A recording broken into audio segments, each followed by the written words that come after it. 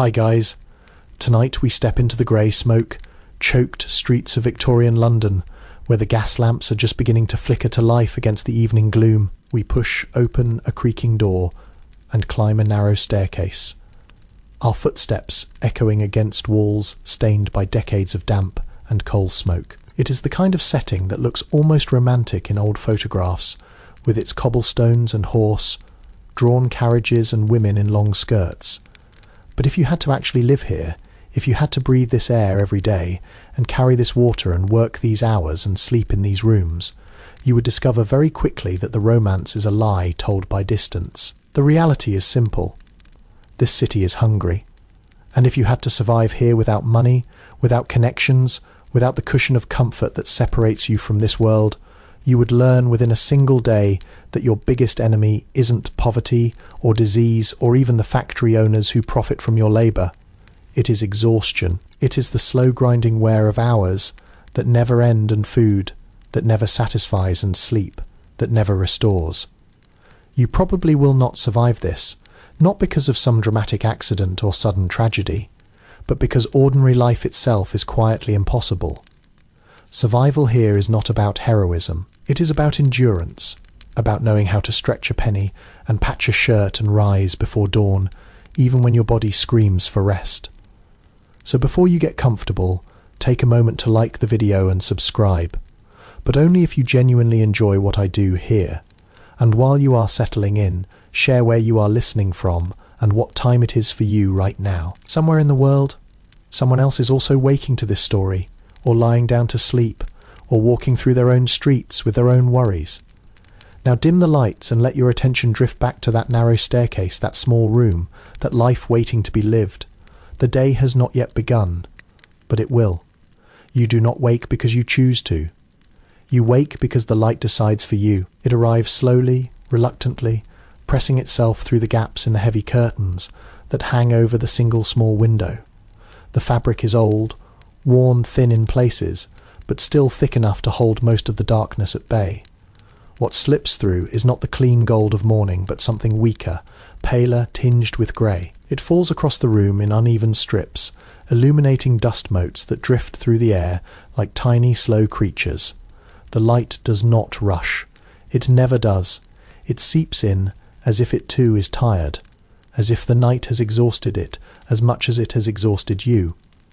You lie still for a moment, though stillness is never quite complete. The bed beneath you shifts with every breath. It is not a bed in any modern sense, not a thing of springs and soft mattresses designed for comfort. It is a frame of rough wood, the joints worn loose from years of use, supporting a network of rope that sags under your weight. The ropes creak when you move, a low dry sound that has become as familiar as your own heartbeat.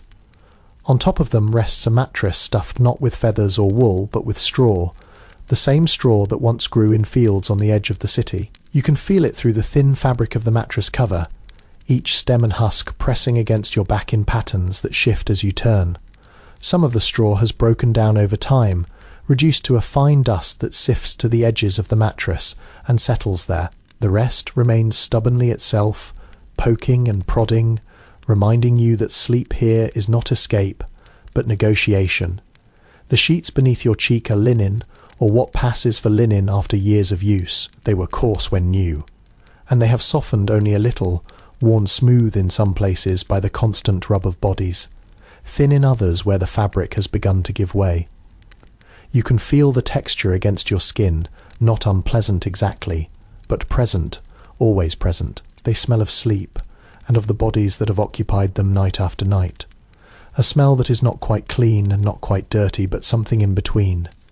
It is the smell of skin and breath, and the faint sourness of sweat that never fully washes out, no matter how often you boil the linen in the copper on wash days. The pillows, if you can call them that, are smaller and harder, stuffed with whatever was available when they were made.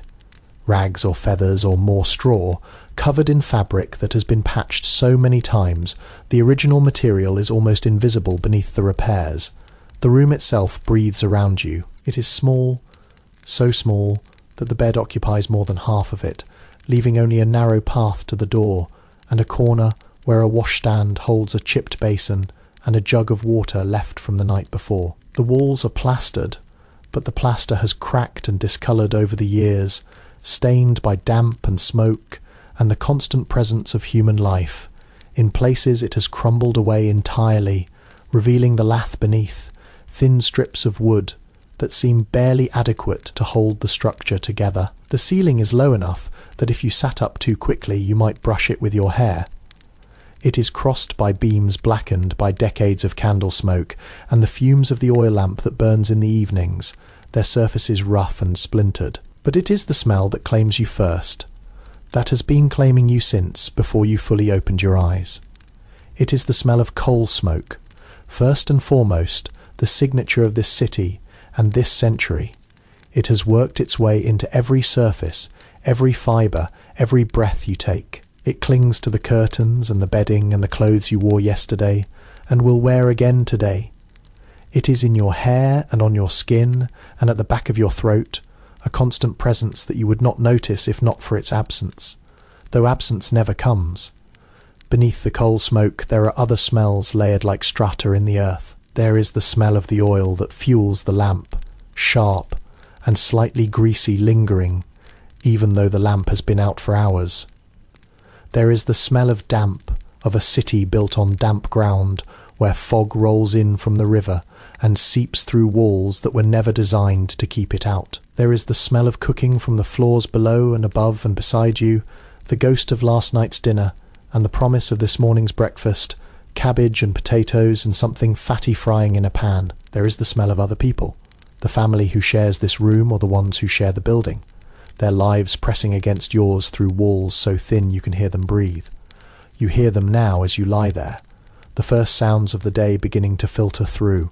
The building itself is waking, a slow process that starts with creaks and groans as the wood adjusts to the morning temperature. Then come the footsteps, heavy on the stairs, lighter in the hall, the sound of bare feet on cold floors, and then the thump of boots being pulled on. A door opens somewhere close by, its hinges complaining loudly, and you hear the murmur of voices, too low to make out words, but distinct enough to know they belong to people you see every day.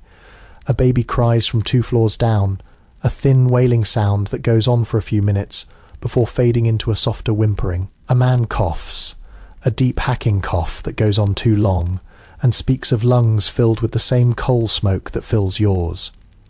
A woman's voice shushes someone, the sound carrying through the walls like a familiar melody. Beyond the building the city is already in motion. You hear it as a distant rumble, the collective sound of thousands of lives beginning their daily routines. The first sound that reaches you clearly is the wheels of a cart passing over cobblestones, the iron rims striking the stone with a rhythm that is irregular and yet somehow steady. It is followed by another cart, and then another, the sound building into a continuous low roar that will only grow as the morning advances.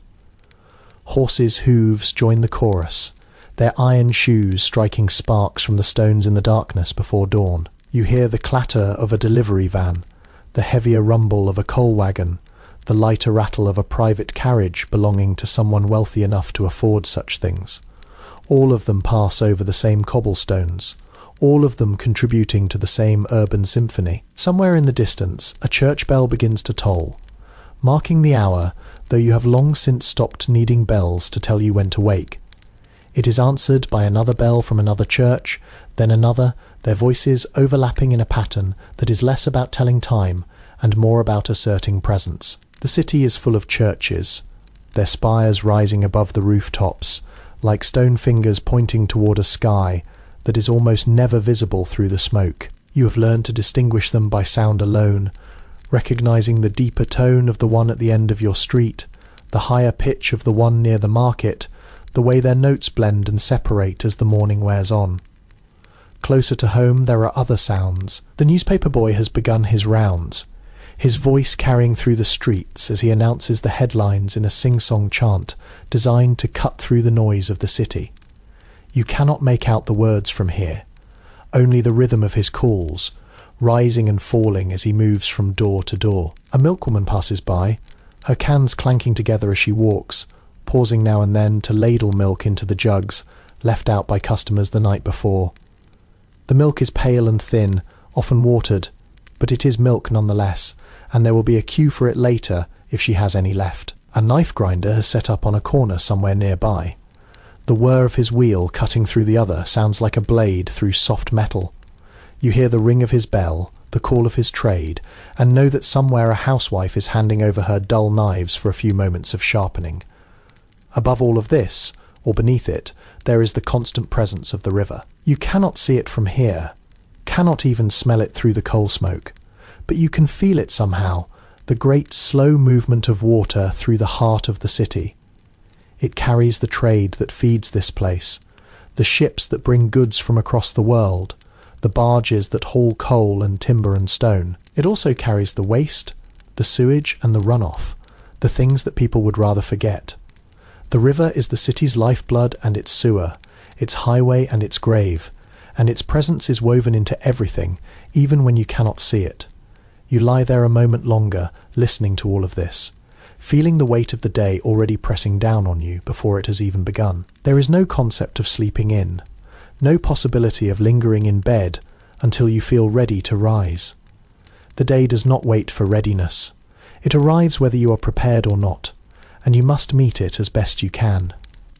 You think about what lies ahead, the hours of labour, the endless tasks, the small negotiations and compromises that make up a life like yours. You think about the people who depend on you, the children who will need feeding, the parents who are too old to work, the spouse who shares this bed and this burden.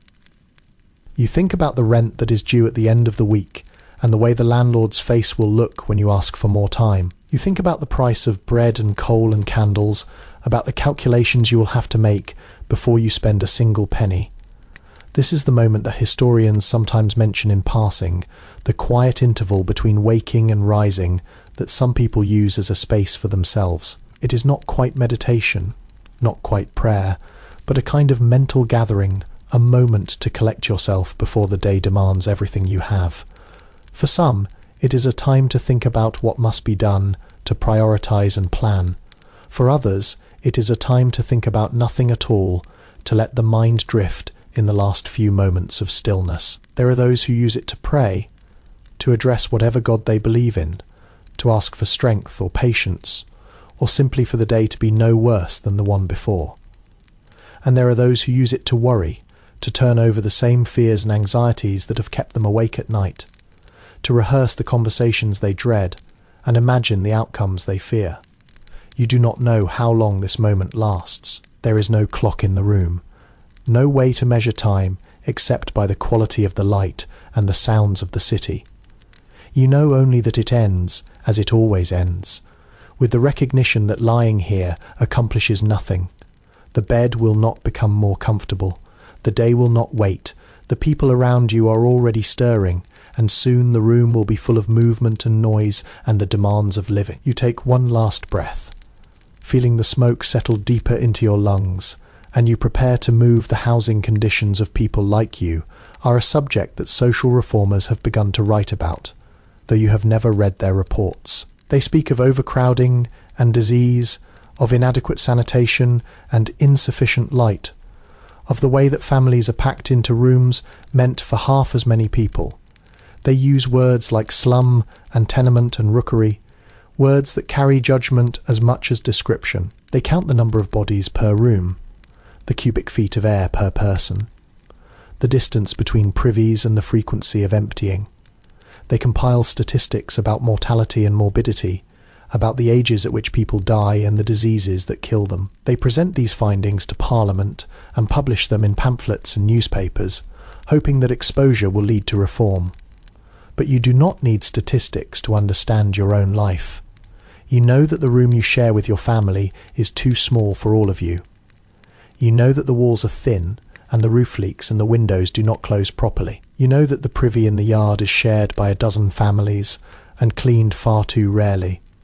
You know that the water from the standpipe is never quite clean and that fever passes through the building every few years like a visitor who stays too long.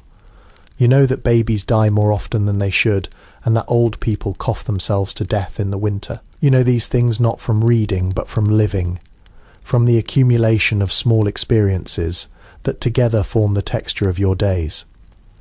What the reformers do not always capture is the way that people adapt to these conditions. They do not describe how neighbours help each other when illness strikes, how children learn to play in the narrowest spaces, how families create warmth and comfort in rooms that outsiders see only as inadequate. They do not describe the laughter that sometimes breaks through the exhaustion, the songs that rise from the street on summer evenings, the small kindnesses that make survival possible. They do not describe the way that a room like this, small and dark and crowded as it is, can still be home, can still hold the people you love and the memories that matter most. You think about this sometimes, though not often. Mostly you think about the practical things, the tasks that need doing, the wages that need earning, the food that needs buying. You think about the children and whether they will have better lives than yours. You think about the future, though, not too much, because the future is uncertain, and worrying about it does not change anything. You think about today, about the hours ahead, about the work that waits, and then because there is no point in thinking any longer, you move, you swing your legs over the side of the bed, feeling the cold boards against your bare feet. The shock of it runs up through your body, waking you more effectively than any bell or call. You sit there for a moment, your feet on the floor, your hands resting on the edge of the mattress, feeling the weight of your body and the weight of the day settling onto your shoulders. Behind you, someone stirs in the bed, pulling the blanket that you have left behind. In a moment they will wake too, and the room will fill with all the small sounds of another day beginning. But for now, in this brief interval, you are alone with yourself and the morning, and the knowledge that today will be much like yesterday, and much like tomorrow. You do not think of this as resignation. You think of it as reality, as the way things are, and the way they will continue to be. And somehow in that acceptance, there is a kind of peace, not happiness exactly, but something steadier, something that does not depend on circumstances changing. It is the peace of knowing what must be done and doing it, of carrying what must be carried, and putting it down only when the day is done. You stand, the floor creaks beneath you, a sound that will be repeated countless times today as you and your family move through this small space. You reach for your clothes, folded on the chair by the bed, and you begin to dress. The day has started, you are ready enough, and somewhere in the city, thousands of others are doing exactly the same thing, rising in their own small rooms, putting their own feet on their own cold floors, beginning their own long days. You are alone and not alone, separate and connected. One thread in a vast fabric that covers this city and this century. The light through the curtains has grown a little stronger now, though it is still grey and weak. You can see the room more clearly. The washstand in the corner, the hook on the door where your coat hangs, the crack in the wall that runs from the ceiling to the floor. You can see the faces of your family, still asleep, their features softened by rest. You look at them for a moment, these people who share your life and your space and your struggles, and you feel something that is not quite gratitude and not quite love, but something that contains both. Then you turn away toward the door, toward the day, toward everything that waits beyond this small room. You do not look back. There is no point. They will be there when you return, just as you will be there when they wake. That is what family means in a place like this, in a time like this. It means presence, persistence, the quiet endurance of being together through everything that comes. It means sharing the small space and the thin blankets and the watery tea. It means holding each other up when the weight gets too heavy and letting yourselves lean when you need to. You open the door. The hallway beyond is dark and smells of other people. Other lives, other mornings you step through, pulling the door closed behind you, and you begin the long walk toward whatever today will bring behind you. In the room you have left, the light continues its slow advance across the floor. Someone sighs in their sleep and turns over. The day continues to arrive, patient and inevitable, carrying with it all the weight and wonder of ordinary life in this extraordinary time. You stand, and the floor meets you with a shock that travels from your heels to your spine. The boards are bare wood, worn smooth by years of feet, but still cold in a way that seems almost personal, as if the night has stored its chill in them deliberately.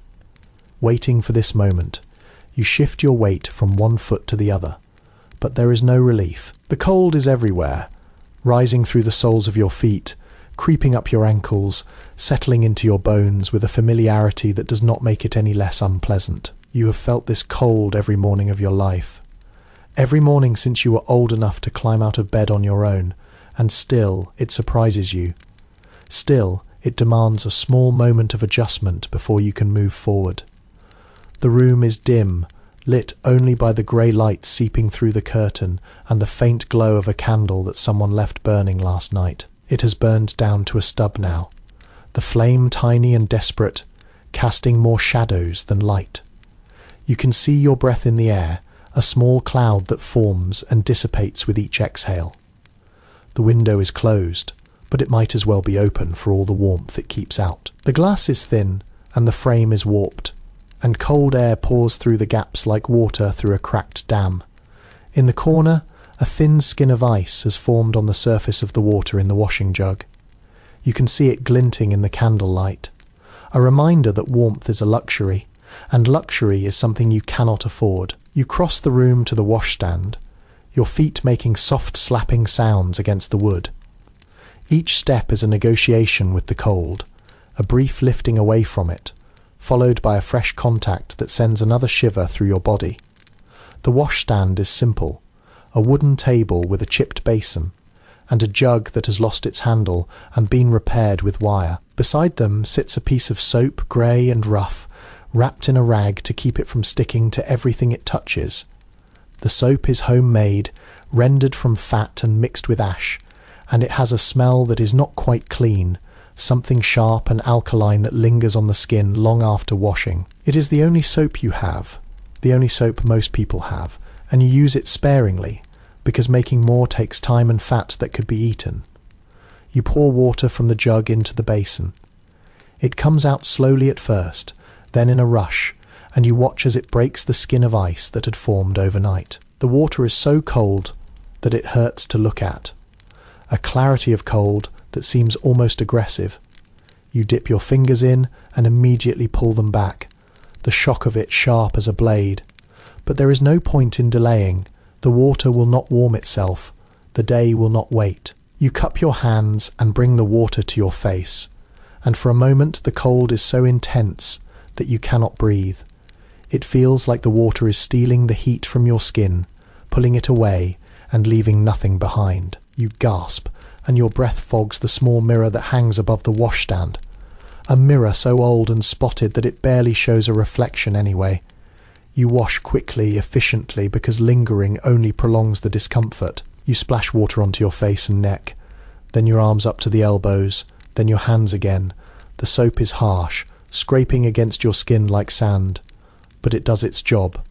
The dirt of yesterday lifts away, mixing with the water to form a grey film that swirls in the basin before settling. You rinse as best you can, then reach for the towel that hangs on a nail beside the stand. It is a rough piece of linen, worn thin from use, and it absorbs water slowly, reluctantly. You rub your face and arms until they are dry, or at least less wet, and the friction generates a small amount of warmth that fades almost as soon as you stop. This is washing.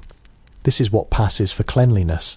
In a world where water must be carried from a standpipe blocks away and heated over a fire that costs money to fuel, you do not think of it as inadequate. You think of it as normal, as the way things are.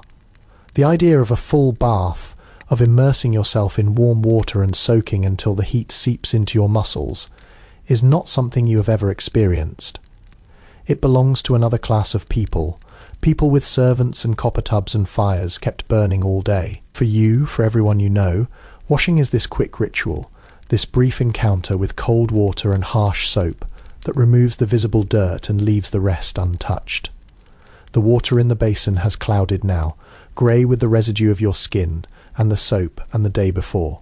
You leave it there. Someone else will use it after you, the same water, because heating more would be wasteful and carrying more would be exhausting. Your children will wash in this water, and then your spouse, and by the end the basin will hold something that is more dirt than water, a thick grey slurry that will be carried outside and thrown into the street, where it will mix with the mud and the horse dung and everything else that accumulates there. This is efficiency. This is how a family of 5 manages on water that must be carried in buckets from a pump that serves 100 other families. Historians who write about this period often remark on the standards of cleanliness, or the lack of them, and they use words like primitive and inadequate to describe the conditions in which people like you live. They calculate the gallons of water available per person per day and compare them unfavourably to modern standards. They note that most working-class families bathed fully only once a week, if that, and that even this weekly bath often meant sharing the same water in the same tub, starting with the cleanest person and ending with the dirtiest. They point out that diseases spread easily in these conditions, that cholera and typhus found fertile ground in bodies that were never quite clean, that infant mortality remained high in part because of the difficulty of maintaining hygiene. But what these historians do not always capture is the way that people adapt, the way that standards shift to match what is possible. You do not feel dirty because everyone around you smells the same. You do not long for a hot bath because you have never known what it feels like. Cleanliness is relative, and your relativity is shaped by what you can achieve with a single jug of cold water and a piece of harsh soap. You wash your face and hands and call yourself clean enough. You put on clothes that were worn yesterday and will be worn tomorrow, and call yourself dressed. You move through the world with the same layer of grime as everyone else, and call yourself normal. Now you turn to the clothes that wait for you on the chair by the bed.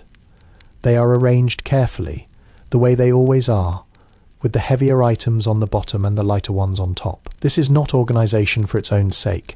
It is necessity, a small ritual that makes dressing easier in the dim light and the cramped space. You reach first for the undergarments, the things that will go against your skin. They are made of wool, fine wool, that was expensive when new and has been mended so many times that the original fabric is almost lost beneath the patches. Wool is warm, warmer than linen, and in a city where winter lasts half the year and coal costs money, warmth is everything. It itches, of course, especially when it is damp, and it is always a little damp in this city where fog seeps through every crack. But you have learned to ignore the itching, to accept it as part of life, the way you accept the cold floor and the grey water. You pull the wool shirt over your head, and it settles against your skin like a second layer of flesh. It is heavy, heavier than it looks, and you feel the weight of it on your shoulders. The fabric is rough, catching on the small calluses and rough patches that cover your body, but you adjust quickly, shifting and settling until it sits as comfortably as it ever does. Over this comes a linen shirt, thinner and smoother, meant to be seen at the collar and cuffs where it shows above your outer clothes. The linen is old and has been mended at the elbows and under the arms. The patches carefully stitched to be as invisible as possible. It is not invisible, not really, but it is neat, and neatness matters. You fasten the collar, a simple button that has been resewn so many times that the fabric around it is reinforced with extra stitching. Then come the trousers, heavy wool again, held up by braces that cross over your shoulders. They are worn at the knees and seat, the fabric thin enough in places that you can see the weave of the patches beneath. You have repaired them yourself, sitting by the fire on evenings when there was nothing else to do, pushing a needle through the tough fabric until your fingers ached. The patches are not perfect, but they hold, and that is what matters. Below the trousers, stockings made of thick wool, darned at the heels and toes, pulled up and secured with garters that cut into your calves, just enough to remind you they are there. The shirt must be tucked in carefully, arranged so that the bulk of it does not bunch uncomfortably under the trousers. You smooth it with your hands, feeling the layers settle against each other, the wool against linen against skin. Each layer traps a small pocket of air that will warm with your body heat and stay warm as long as you keep moving. This is how you survive the cold, not through any single thick garment, but through layers, through the accumulation of thin barriers between you and the world.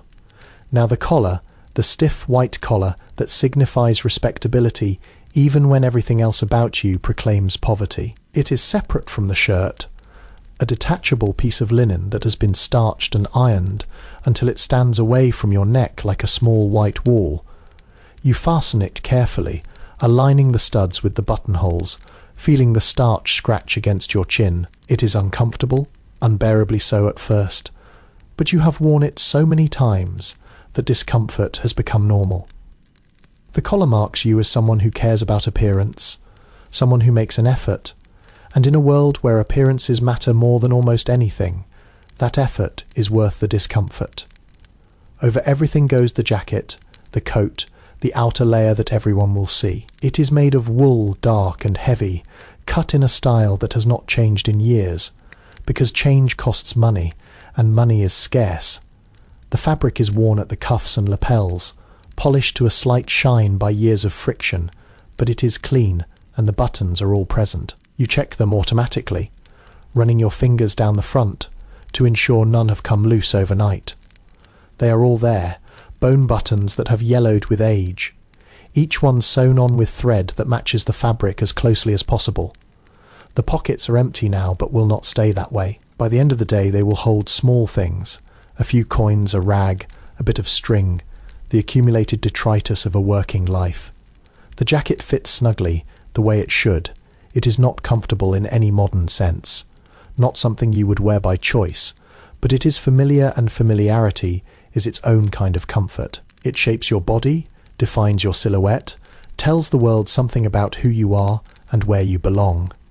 You adjust the sleeves, making sure the cuffs of the linen shirt show just the right amount. A thin white line against the dark wool. This matters, these small details. They signal that you understand the rules, that you know how to present yourself, that you are not one of those who have given up entirely. Shoes next, heavy things made of leather, so thick it barely bends.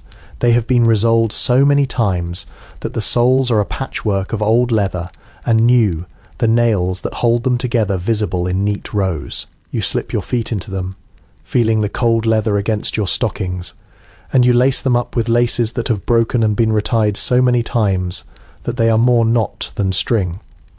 The shoes are too stiff and too loose at the same time, rubbing in some places and gaping in others, but they are shoes, and many people have none. You stamp your feet a few times, settling them into place, feeling the weight of the leather and the hardness of the soles. Now you are dressed. Now you are presentable. Now you can step out into the world and be seen. The process has taken perhaps 10 minutes, perhaps 15. But it feels longer because each step requires attention, each fastening a small decision. You have not thought about any of it. Your hands know what to do, moving through the sequence automatically, the way they have every morning for years. But there is a weight to it beyond the physical weight of the clothes themselves. It is the weight of expectation, of the knowledge that how you look will determine how you are treated, that a missing button or a frayed collar can change the course of a day. This obsession with respectability, with appearing clean and neat and proper, is something that outsiders often misunderstand. They see it as vanity or pretension, as an attempt to be something you are not. But it is not that. It is survival. In a world where jobs are scarce and charity is conditional, where a landlord can evict you for seeming unreliable and a shopkeeper can refuse you credit if you look too poor. Appearance is currency. It is the first thing people see, the basis on which they judge you, the filter through which everything else passes. To neglect your appearance is to invite suspicion, to mark yourself as someone who has given up, who cannot be trusted, who is not worth helping. So you spend time on these small rituals even when you are exhausted, even when the cold makes your fingers stiff and clumsy. You mend and patch and starch and iron, because each repair is an investment in tomorrow, each button sewn on a small defence against the judgment of the world. You teach your children to do the same, showing them how to fasten their own collars and tie their own laces, how to check themselves in the spotted mirror before they leave the house. They learn young, as you did, that appearances matter, that the world is watching, that a neat appearance can sometimes compensate for 100 other inadequacies. Speaking of children, they are stirring now. You hear them before you see them. The rustle of blankets, the small sounds of waking, the bed you left is no longer empty. Small bodies have shifted into the warm space you vacated, seeking the heat you left behind. But now they too must rise, must face the cold floor and the cold water and the long day ahead. You turn from the washstand and see them emerging from the blankets, their faces still soft with sleep, their hair wild and tangled. The oldest first, a girl of 10 who already moves with the efficiency of an adult, reaching for her clothes without being told. Then the younger ones, a boy of 7 and another of 5, slower to wake, slower to move, needing encouragement.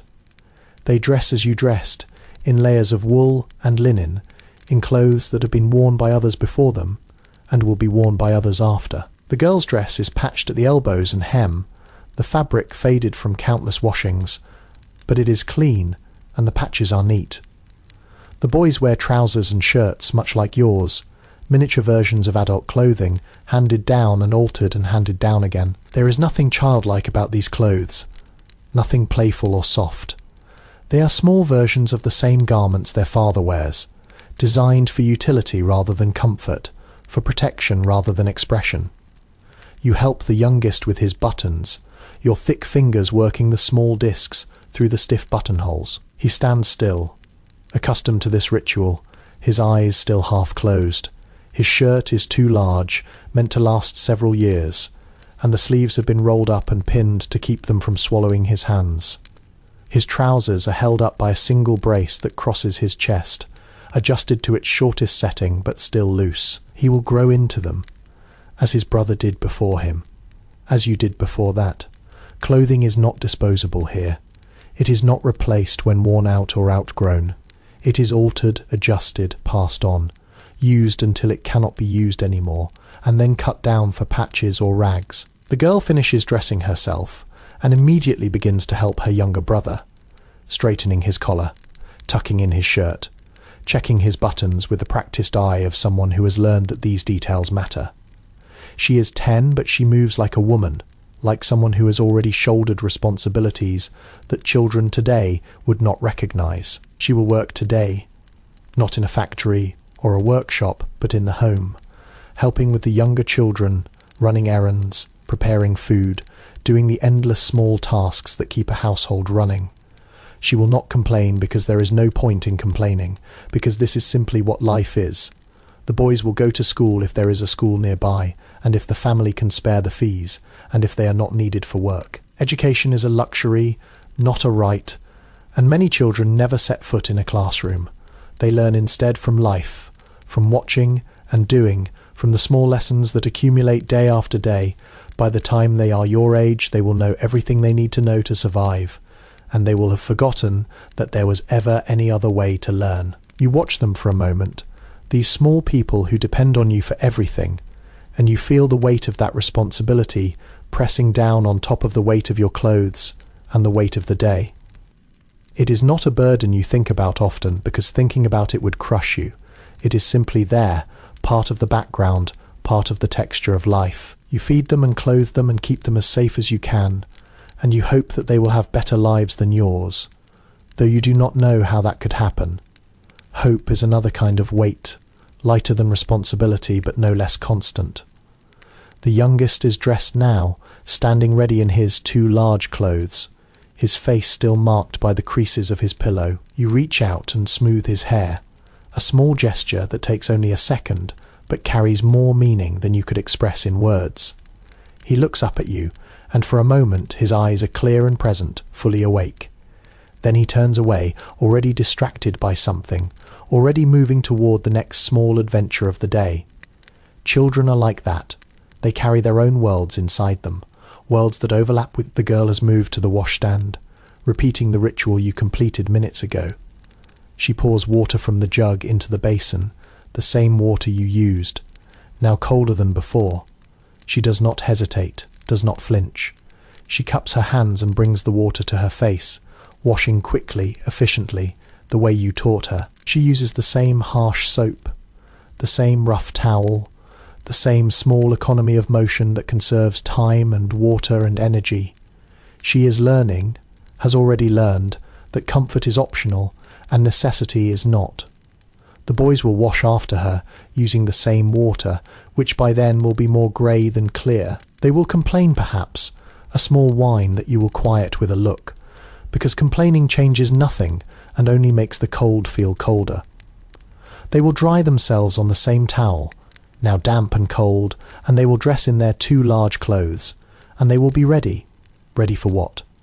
You are not always certain. Ready for the day, for whatever it brings, for the long hours between now and tonight, when they will return to this room and this bed and this same cold floor. You look around the room one last time before you leave. The bed is unmade, the blankets tangled where small bodies have thrown them aside. The washstand is wet, the basin grey, the jug lighter now, but still holding enough for one more round of washing. The candle has burned out completely, leaving only a small puddle of wax on the surface where it stood. The air smells of sleep and cold, and the faint lingering trace of coal smoke that never quite leaves. It smells like home. Because home is not a place of comfort, but a place of familiarity, a place where the smells and sounds and textures are known so deeply that you stop noticing them. You will return here tonight.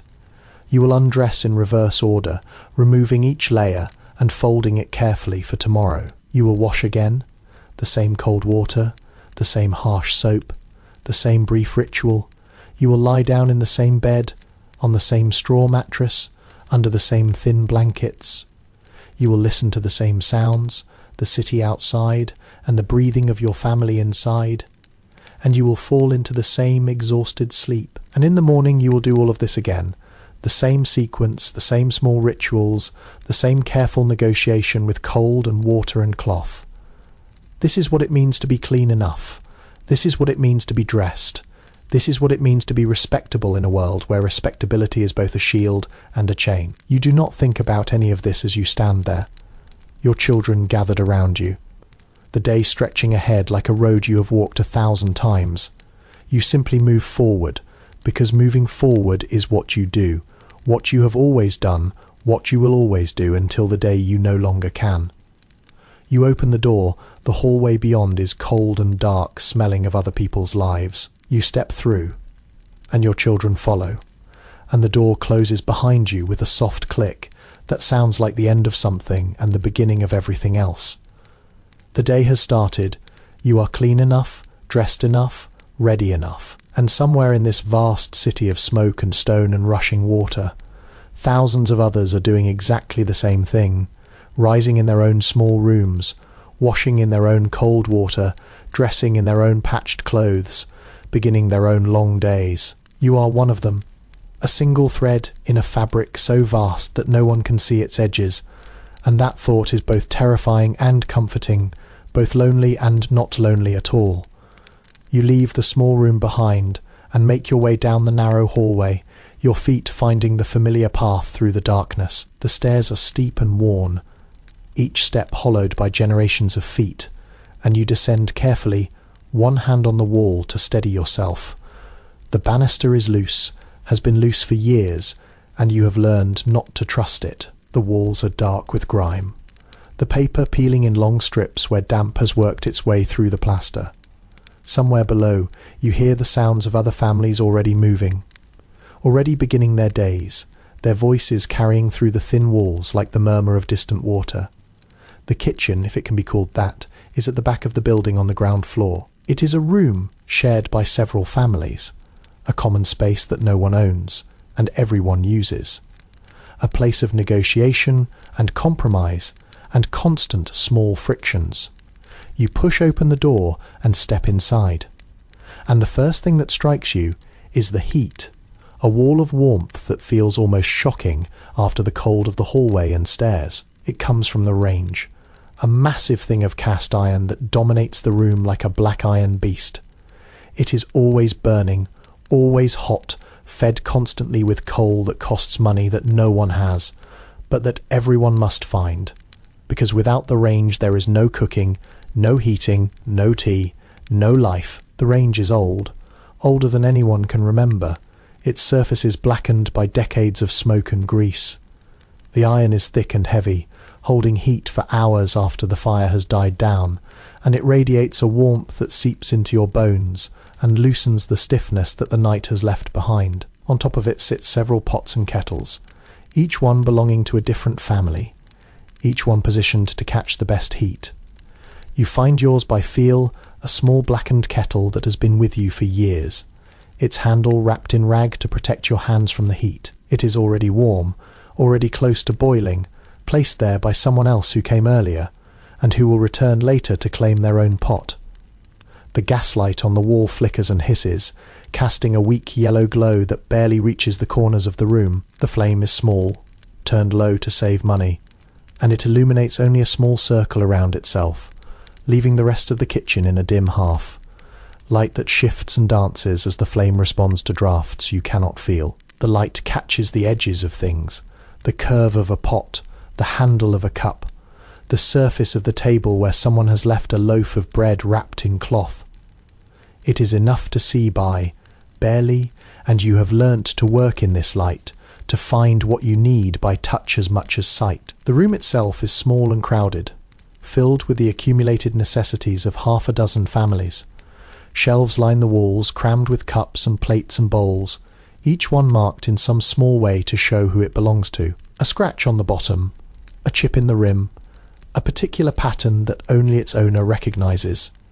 There is a table in the centre, a heavy thing of scarred wood that has been scrubbed so many times that its surface is worn into shallow valleys. Around it are chairs and stools and boxes, anything that can be sat upon, pulled up to the table at meal times and pushed back against the walls. When not in use, the floor is stone, cold even through your shoes, and it has been swept so many times that the cracks between the stones are filled with a fine grey dust that never quite goes away. You move to your shelf and gather what you need. A bowl, chipped at the rim but clean. A cup, handleless now but still serviceable. A spoon, worn thin from use but still holding together. You bring them to the table and set them down, then turn to the range and your kettle. The water is boiling now. You can tell by the sound, a low rumble that has grown into a steady hiss of steam escaping from under the lid. You wrap your hand in your sleeve and lift it off the heat, carrying it carefully to the table where you have arranged your things. But before the tea there must be food, or what passes for food. Breakfast in this place is not a meal you look forward to. It is not a pleasure, or a comfort, or a gathering. It is fuel. Nothing more, a small amount of warmth and substance to carry you through the hours until something better might appear. You reach for the bread first, a loaf that sits on the shelf wrapped in a cloth that was once white, but is now grey from repeated use. It is not fresh bread, not the bread you remember from childhood, if you ever had such a thing. It is yesterday's bread, or the day before's bought stale, because stale is cheaper and because you have learnt to make do with what you can afford. The loaf is dense and heavy, the crust hard enough that you have to press firmly with the knife to break through. The knife itself is old, its blade worn thin from sharpening, its handle held together with wire. You saw through the bread slowly, carefully, not wanting to waste a single crumb. The inside is pale and dry, crumbling slightly as you cut, and you can see the small holes where air pockets have formed during baking. It does not smell like much, this bread. It does not have the warm yeasty scent that you imagine fresh bread might have. It smells faintly of flour and faintly of nothing, a neutral presence that fills the stomach without pleasing the senses. You have heard, though you try not to think about it, that bread like this is not always what it seems. There are stories, rumours that circulate in whispers about what gets added to flour to make it go further. Alum, they say, to make cheap flour look whiter and finer than it really is. Chalk sometimes to add weight and bulk. Plaster of Paris, ground bone, anything white and powdery that can be mixed in without being noticed. You do not know if these stories are true. If the bread you eat contains things that are not bread, but you have learned not to ask. Asking leads to thinking, and thinking leads to a kind of hunger that bread cannot satisfy, a hunger for certainty and safety, and the simple knowledge that what you put in your mouth will not harm you. Next to the bread sits a small crock of something that calls itself butter. It is not butter in any real sense. Not the rich yellow cream that farmers sell at the market, for prices you cannot afford. It is something else, a pale white mixture of fat and milk, and probably other things that you do not want to know about. It is cheap, and cheap is what matters. You take a small amount on the tip of your knife, and spread it thinly on your slice of bread. It does not melt, does not soften, just sits there in a thin layer that tastes faintly of salt and faintly of grease and faintly of nothing at all. This is what you will eat. This is what will carry you through the morning. But first the tea. Because tea is important. Tea is ritual. Tea is the one small comfort that you allow yourself in a day full of discomforts. The tea itself is not what you would choose if you had a choice. It is the cheapest tea available. A blend of dust and sweepings from the floors of better tea houses, sold in bulk to people like you who cannot afford anything finer. It is dark and strong and bitter, and it contains things that are not tea. You have heard the rumours about tea too, about how it is mixed with leaves from other plants, with slow leaves and ash leaves, and anything green that can be dried and crumbled and passed off as the real thing. Sometimes they add colour, toxic green powders, or even black lead to make the fake tea look more like the real. You do not think about this as you measure a small amount into your pot. You do not think about where it came from, or what it contains. You think only about the heat, the warmth, the small moment of comfort that comes from holding something hot in your hands. You pour the water from the kettle into the pot, watching as it swirls and darkens, releasing a cloud of steam that carries the smell of tea, or something like tea. You let it steep for a few minutes, counting silently in your head, because there is no clock in this kitchen, and time is measured by feeling rather than numbers. Then you pour it into your cup, a thin brown liquid that is more water than tea, more hope than substance. You add a small amount of milk from the jug that sits on the windowsill. Milk that was delivered this morning by the milkwoman who passes through the streets with her cans and her ladle and her thin pale milk that has probably been watered before it ever reached you. The milk swirls into the tea, lightening it slightly, and you stir with your spoon and lift the cup to your lips. It is hot. That is the first thing you notice, the heat that spreads through your hands and into your chest as you drink. It is bitter, yes, and thin, and not really very good, but it is hot, and it is yours. And for a few minutes you can sit here and hold something warm, and pretend that this is enough. The tea is a small rebellion against the cold and the hunger and the endless demands of the day. It is a moment of stillness before the motion begins. You drink it slowly, savouring each sip, not because it tastes good, but because the act itself feels good, feels human, feels like something that belongs to you and no one else around you. The kitchen is filling with people. Other families have begun their own rituals, their own small negotiations with hunger and heat. A woman stands at the range, stirring a pot of something that smells faintly of oats, the thin porridge that will be her family's breakfast. A man sits at the table across from you, hunched over a cup of his own tea, his face blank with exhaustion. Children run between the adults, too young yet to understand that mornings are not for play, that food is not a game, that the world outside this kitchen is waiting to consume them. Someone coughs, a deep wet sound that goes on too long and ends with a spit into the corner. No one remarks on it, no one looks up. The children from your own family have found their way to the kitchen, now drawn by the heat and the promise of food. The girl moves quietly, already understanding that she must not get in the way, must not make demands, must take what she is given and be grateful. She finds a place at the table and sits, her hands folded in her lap, waiting. The boys are less patient, less trained in the art of waiting, and you have to speak sharply to them once, twice, before they settle. They are hungry, of course they are hungry.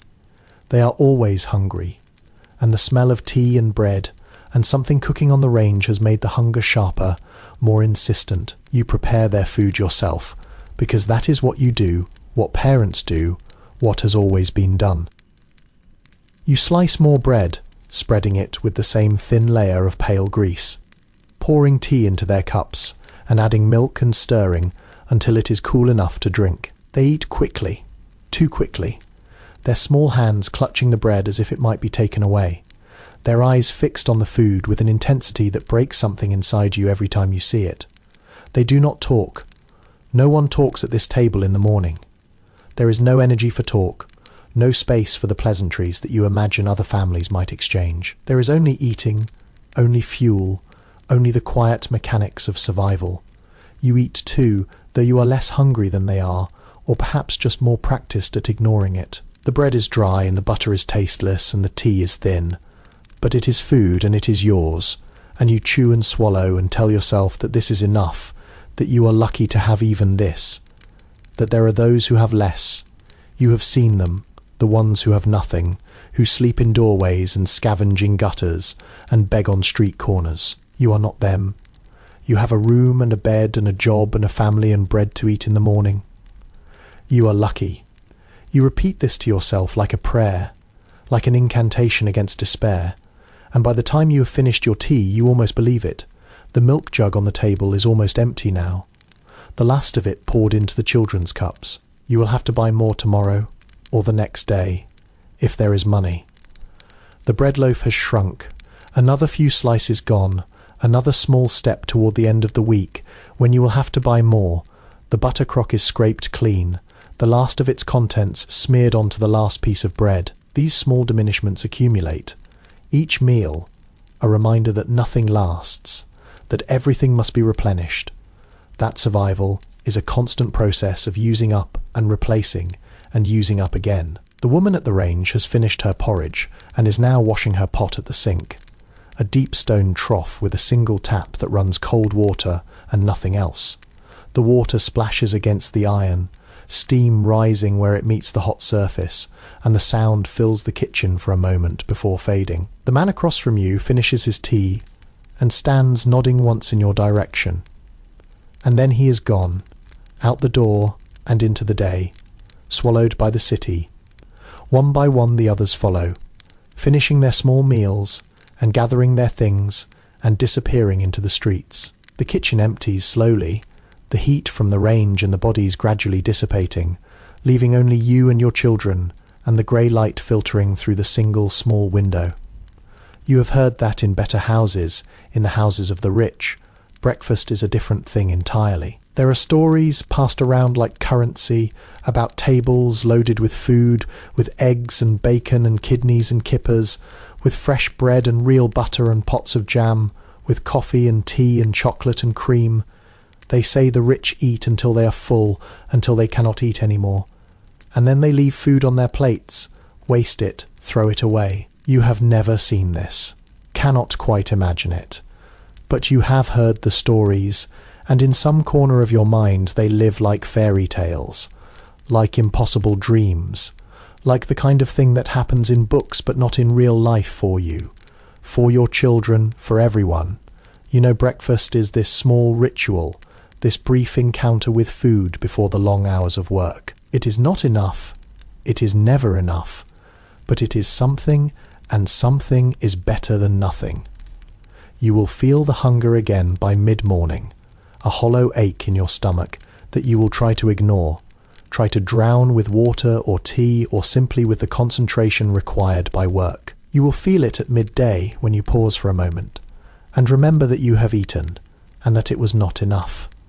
You will feel it in the afternoon when your body begins to slow, and your thoughts begin to drift, and the hunger becomes a constant companion that you cannot shake. But for now, sitting at this scarred wooden table in this dim kitchen, with your children around you, and the last of the tea cooling in your cup, you are not hungry. You are not full either, not even close, but the edge has been taken off, the worst of the emptiness filled with bread and tea, and the small warmth of the range. It will have to be enough. It is always enough, in the sense that there is no alternative, in the sense that you have learnt to make enough out of not enough, to stretch and bend and adapt until what you have becomes what you need. The children have finished. The girl collects the cups and bowls, carrying them to the sink where she will wash them in the same cold water that you used this morning, that everyone uses, that never quite gets clean. The boys sit waiting, their eyes on you, waiting for whatever comes next. They know the routine as well as you do. Breakfast ends, and then the day begins. For the girl that means helping with the younger ones, running errands, doing the endless small tasks that keep a household running.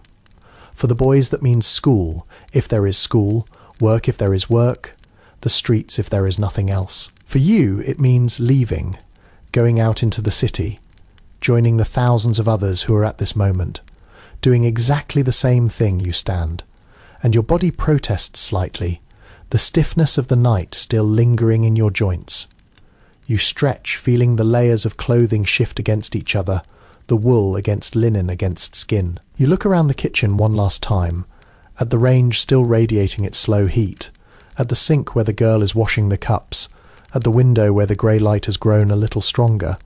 This place is not home, not really, but it is familiar, and familiarity has its own kind of comfort. You will return here tonight, to this same table, this same range, this same ritual of food and tea and tired silence. You will do it all again tomorrow, and the next day, and the next, until you cannot do it anymore. The girl finishes the washing and dries her hands on her apron. A piece of cloth that was once part of something else, and has been repurposed so many times that its original form is lost. She looks at you, waiting for instruction, for the signal that it is time to move.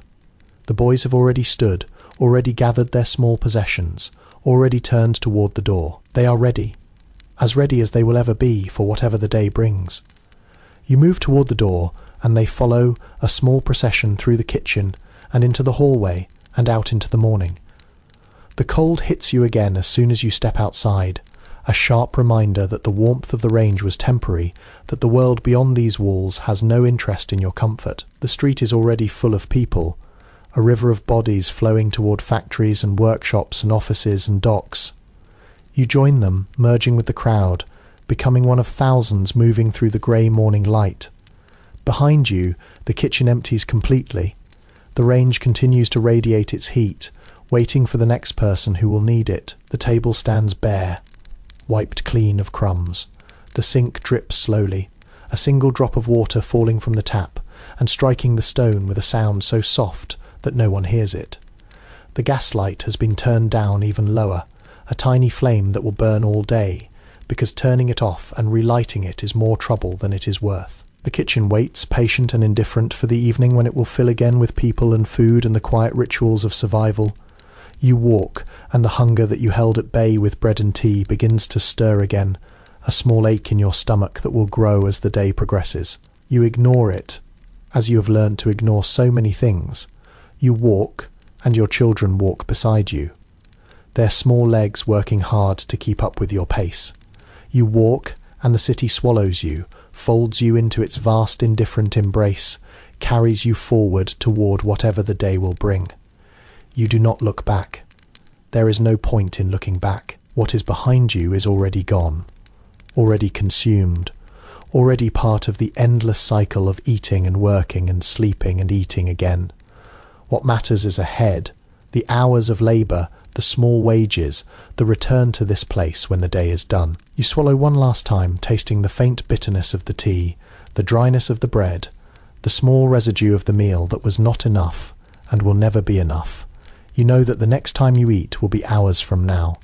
If you eat at all, if there is food, if there is time, if the day allows it, you know that hunger will be your companion through the long morning and the longer afternoon, that your body will remind you constantly of what it lacks, that you will learn again, as you learn every day, that wanting and having are two different things, and the distance between them is measured in pennies and hours and the small cruel mathematics of survival. But for now, for this moment, you walk. You put one foot in front of the other. You keep moving. That is what you do. That is what has always been done. And somewhere in this vast city of smoke and stone and rushing water, thousands of others are doing exactly the same thing, walking their own streets, carrying their own hunger, beginning their own long days. You are one of them, and you are alone, and you are neither. And the morning stretches ahead like a road without end. You push open the door, and the city hits you like a physical force. It is not a single thing, but 1,000 things at once.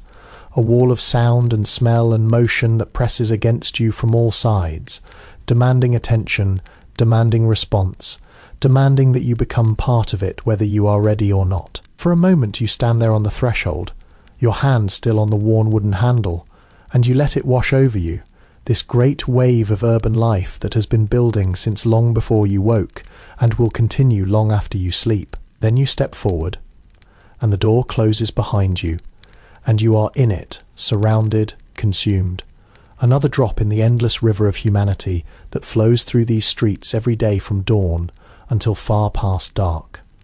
The sound comes first because sound is the fastest thing, the thing that reaches you before anything else can. It is not a single sound, but a cacophony, a symphony, a chaos of noise that your ears have long since learned to sort into meaning.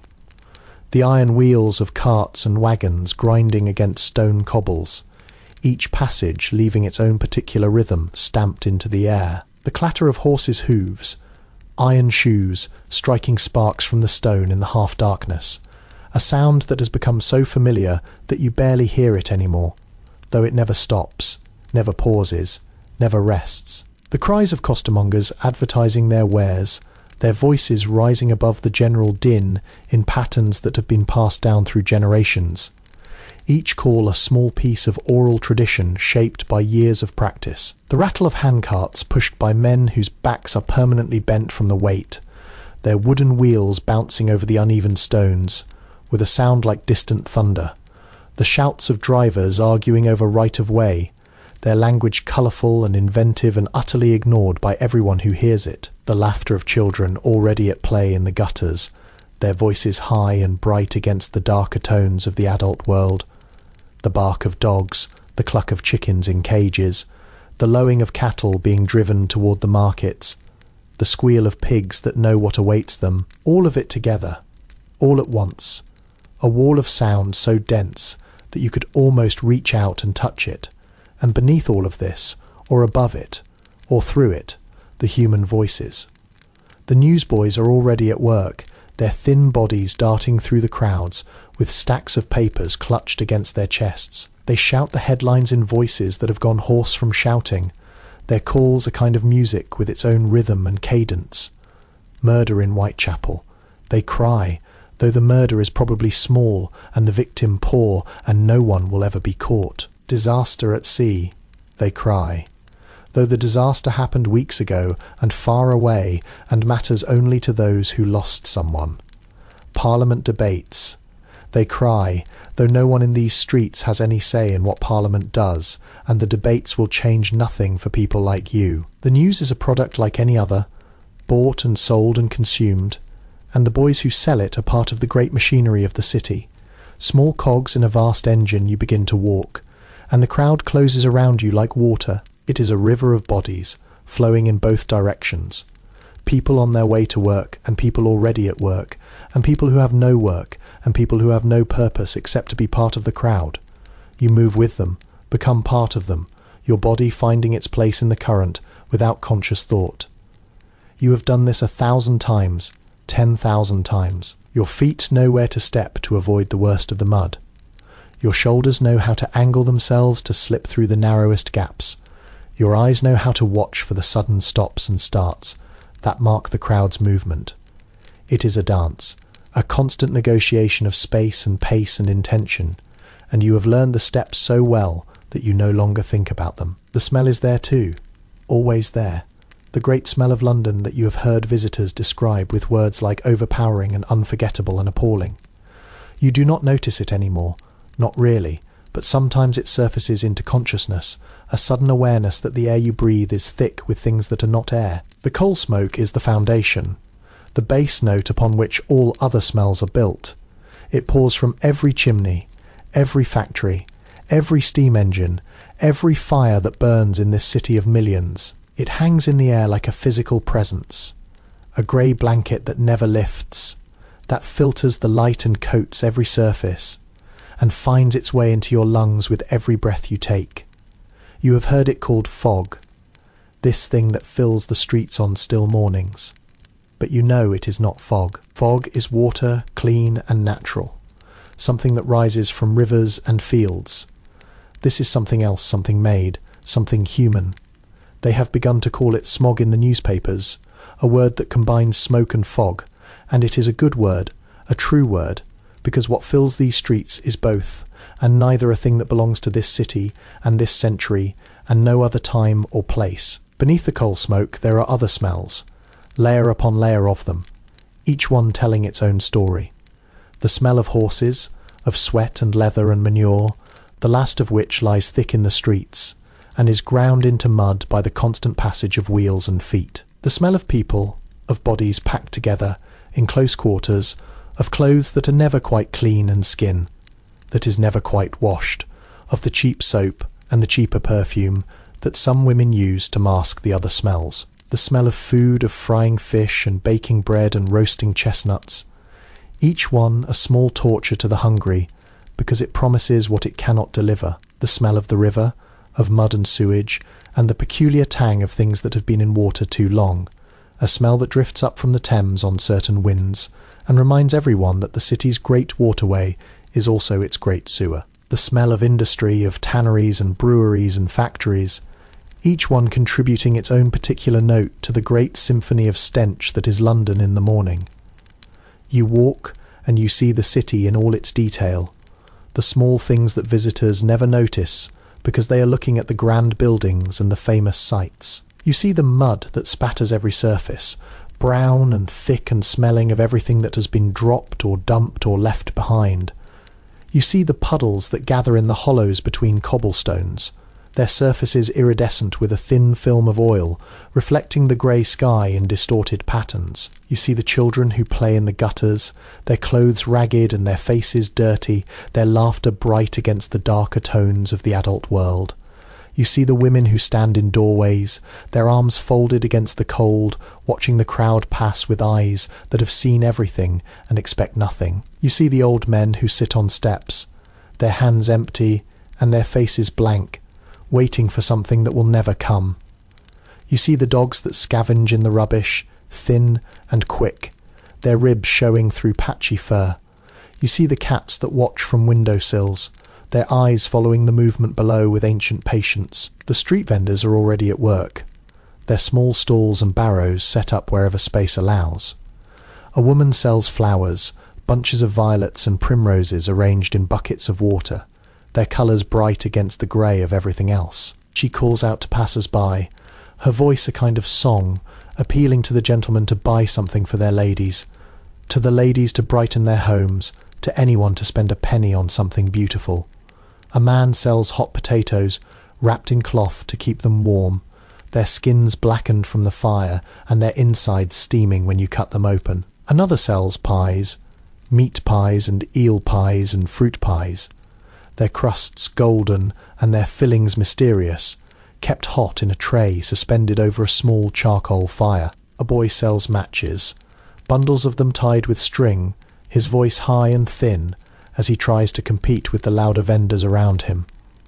A girl sells watercress, bunches of it laid out on a tray, its peppery smell cutting through the other odours of the street.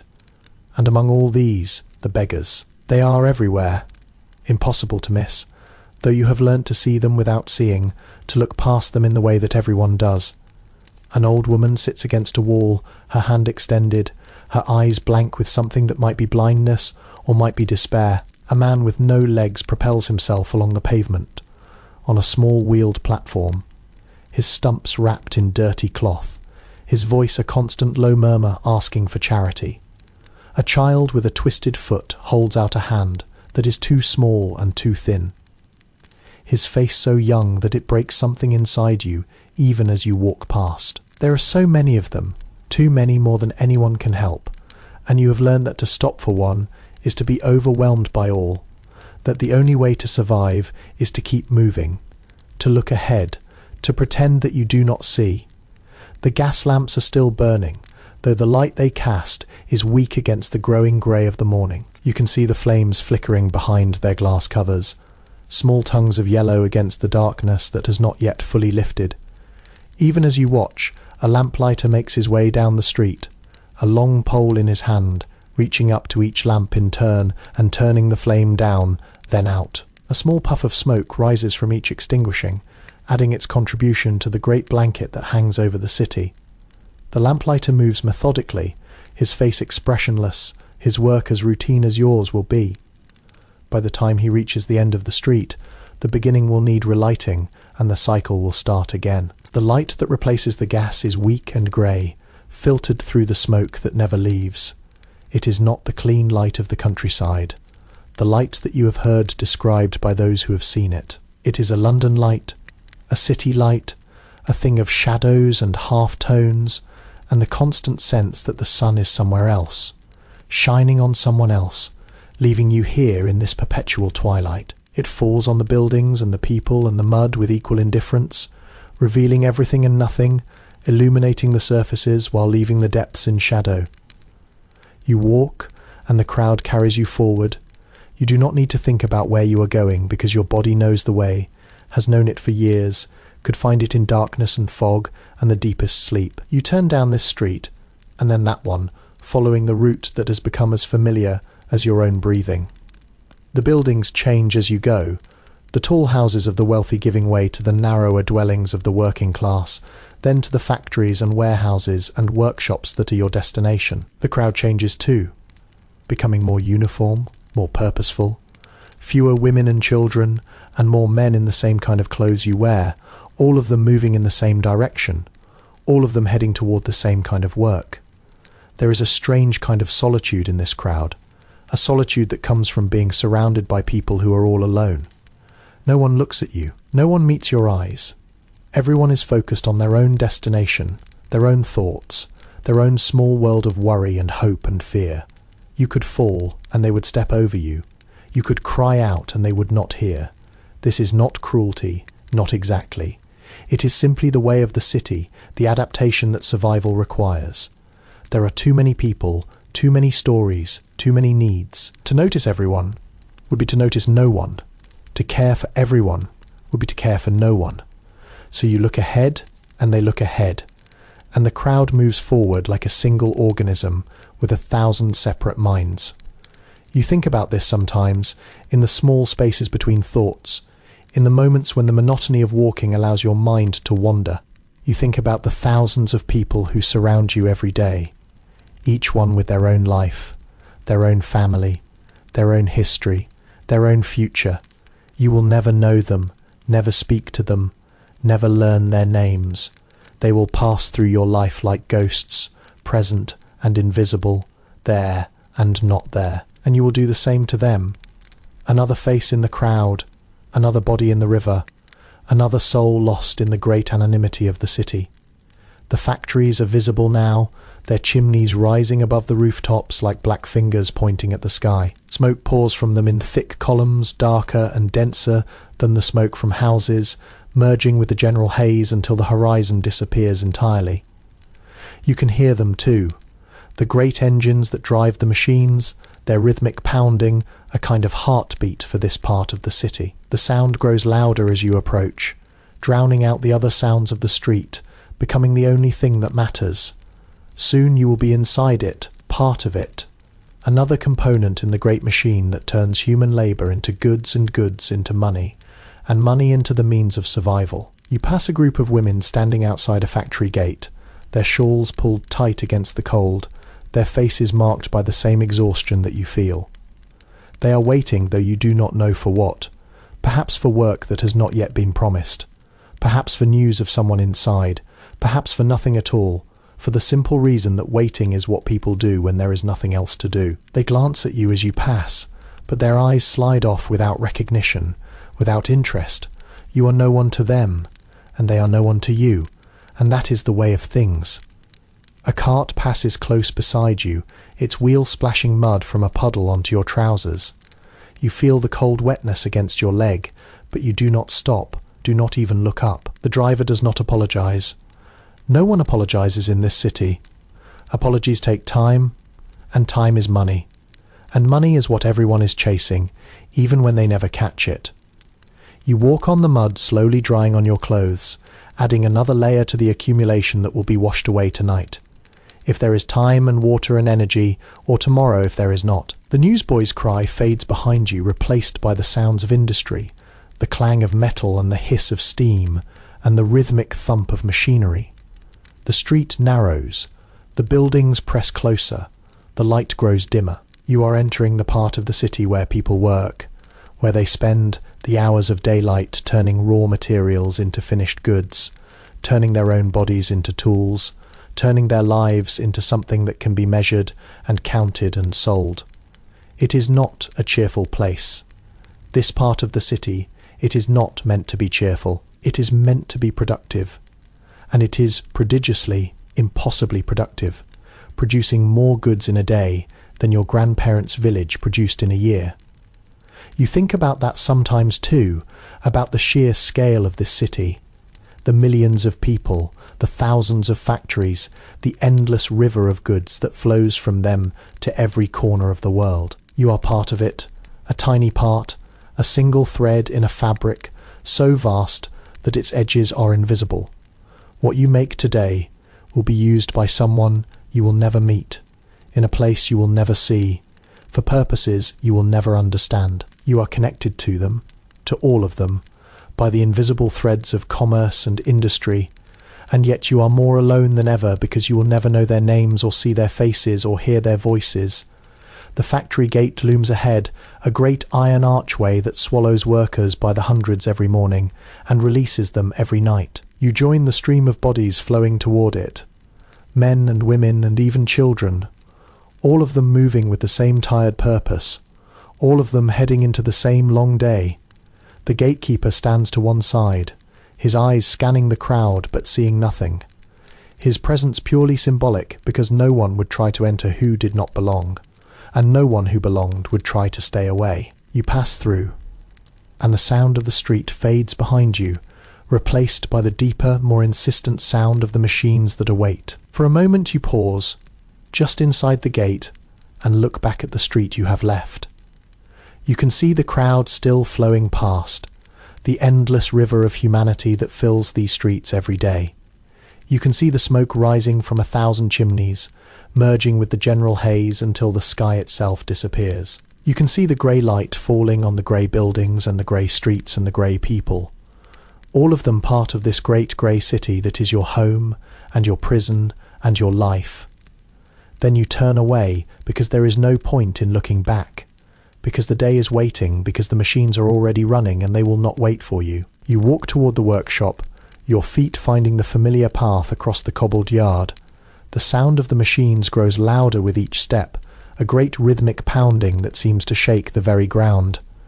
Soon you will be inside it, part of it, another moving part in the vast mechanism of production. Soon the day will begin in earnest, and the hours will stretch ahead like an endless road, and you will walk it as you have walked it every day, putting one foot in front of the other, doing what must be done, surviving until tonight, when you can return to the small room and the cold water and the thin blankets and the brief oblivion of sleep. But for now, for this small moment between the street and the workshop, you are still yourself, still separate, still a person with thoughts and feelings and the faint lingering hope that someday things might be different. You hold on to that moment as long as you can, knowing that it will end as soon as you step through the door, knowing that the machines will claim you and the day will consume you, and by nightfall you will be too tired to remember that you ever hoped for anything at all. Then you take a breath, feeling the smoke settle deeper into your lungs, and you step forward into the noise and the heat and the work, leaving the street and its sounds behind, becoming once again what the city needs you to be. You step through the door and the world changes instantly, completely, irreversibly. It is not a gradual transition, but a sudden shift, as if you've passed through some invisible boundary into another country, another existence, another kind of life altogether.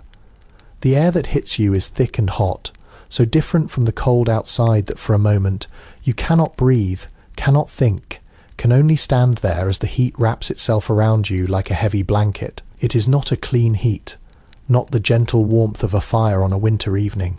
It is a greasy heat, an oily heat, a heat that carries with it the smells of machinery and sweat and the particular sharpness of hot metal and burning oil. It fills your lungs and settles on your skin and seeps into your clothes until you cannot remember what cold felt like, cannot imagine that outside this room the winter morning still grips the streets in its frozen hand. The noise is the next thing that claims you, the great, overwhelming wall of sound that is the voice of this place. It is not one sound, but many, all of them fused together into a continuous roar that seems to come from everywhere at once. The machines are the heart of it, the great iron beasts that line the walls in long rows, each one contributing its own particular rhythm to the general cacophony. They clank, and they hiss, and they thump, and they grind, their moving parts creating a music that is not music, a rhythm that is older and more primitive than anything human. The shuttles fly back and forth with a sound like rapid gunfire. The looms beat against each other with a steady thumping that shakes the floor beneath your feet. The great drive shafts that run along the ceiling turn with a deep rumbling that you feel in your bones as much as hear with your ears. It is a sound that does not stop, does not pause, does not vary. It is the sound of work itself, the sound of industry, the sound of a world that has learned to turn human labour into mechanical rhythm. Beneath this great roar, there are other sounds, smaller sounds that you learn to hear only after you have been here long enough for the machines to fade into background. There is the sound of feet on the wooden floor. Hundreds of feet, thousands of steps, all of them moving in patterns dictated by the work. There is the sound of voices, though no one speaks loudly because speaking loudly is useless against the noise. Instead, people speak in shouts, in fragments, in the kind of communication that conveys only what is absolutely necessary. There is the sound of coughing, constant and pervasive. The cough of lungs that spend their days breathing air thick with dust and fibre, and the fine particles that float through this place, like visible breath. There is the sound of the machines themselves. Always the machines, their rhythm becoming the rhythm of your own heart, your own breath, your own thoughts. You move forward into the room, finding your place among the rows of workers who are already at their stations. The floor is wood, worn smooth by years of feet, but slick in places with oil and grease and the residue of things you would rather not think about. Overhead, the ceiling is lost in shadow, the great beams disappearing into darkness where the light from the windows cannot reach. The windows themselves are tall and narrow, set high in the walls, their glass so coated with grime that they let in only a dim grey light that does nothing to dispel the gloom. Gas jets flicker here and there, their flames tiny against the vastness of the space, casting more shadows than illumination. It is a world of half-light, of perpetual twilight, a place where the sun never fully reaches and the darkness never fully retreats. Your machine waits for you, a great iron thing that has been running since long before you arrived, and will continue running long after you leave. It is not a friendly thing, this machine. It has no personality, no warmth, nothing that could be called character. It is simply function, pure and relentless. A mechanism designed for one purpose, and pursuing that purpose with an indifference that is almost terrifying. You have learnt to work with it, to become part of its rhythm, to anticipate its movements and respond to its demands. It has not learned to work with you. It does not care if you are tired or hungry or sick or sad. It does not care if you live or die. It only continues, always continues. Its rhythm unchanging, its demands absolute. You begin your work because there is no alternative, because the machine is already running and your place is here, because the alternative to working is not working, and the alternative to not working is something you cannot afford to imagine. Your hands find their positions without conscious thought, your body settling into the pattern that years of repetition have made automatic. There is a task, always the same task, repeated over and over and over again. Reach, grasp, pull, place, reach, grasp, pull, place.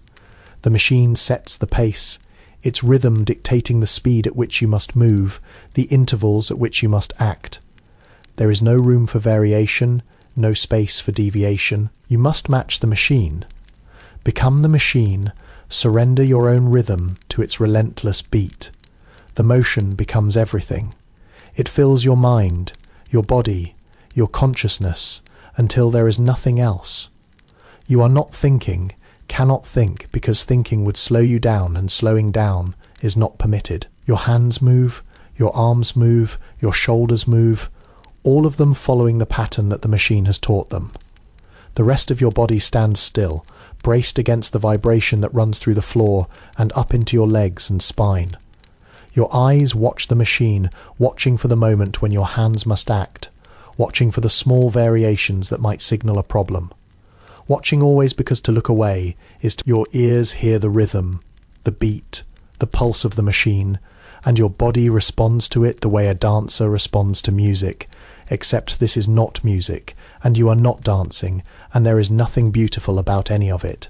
The hours pass. You do not know how many, cannot know, because there are no clocks in this place, no way to measure time except by the rhythm of the machine and the growing weight of fatigue in your body.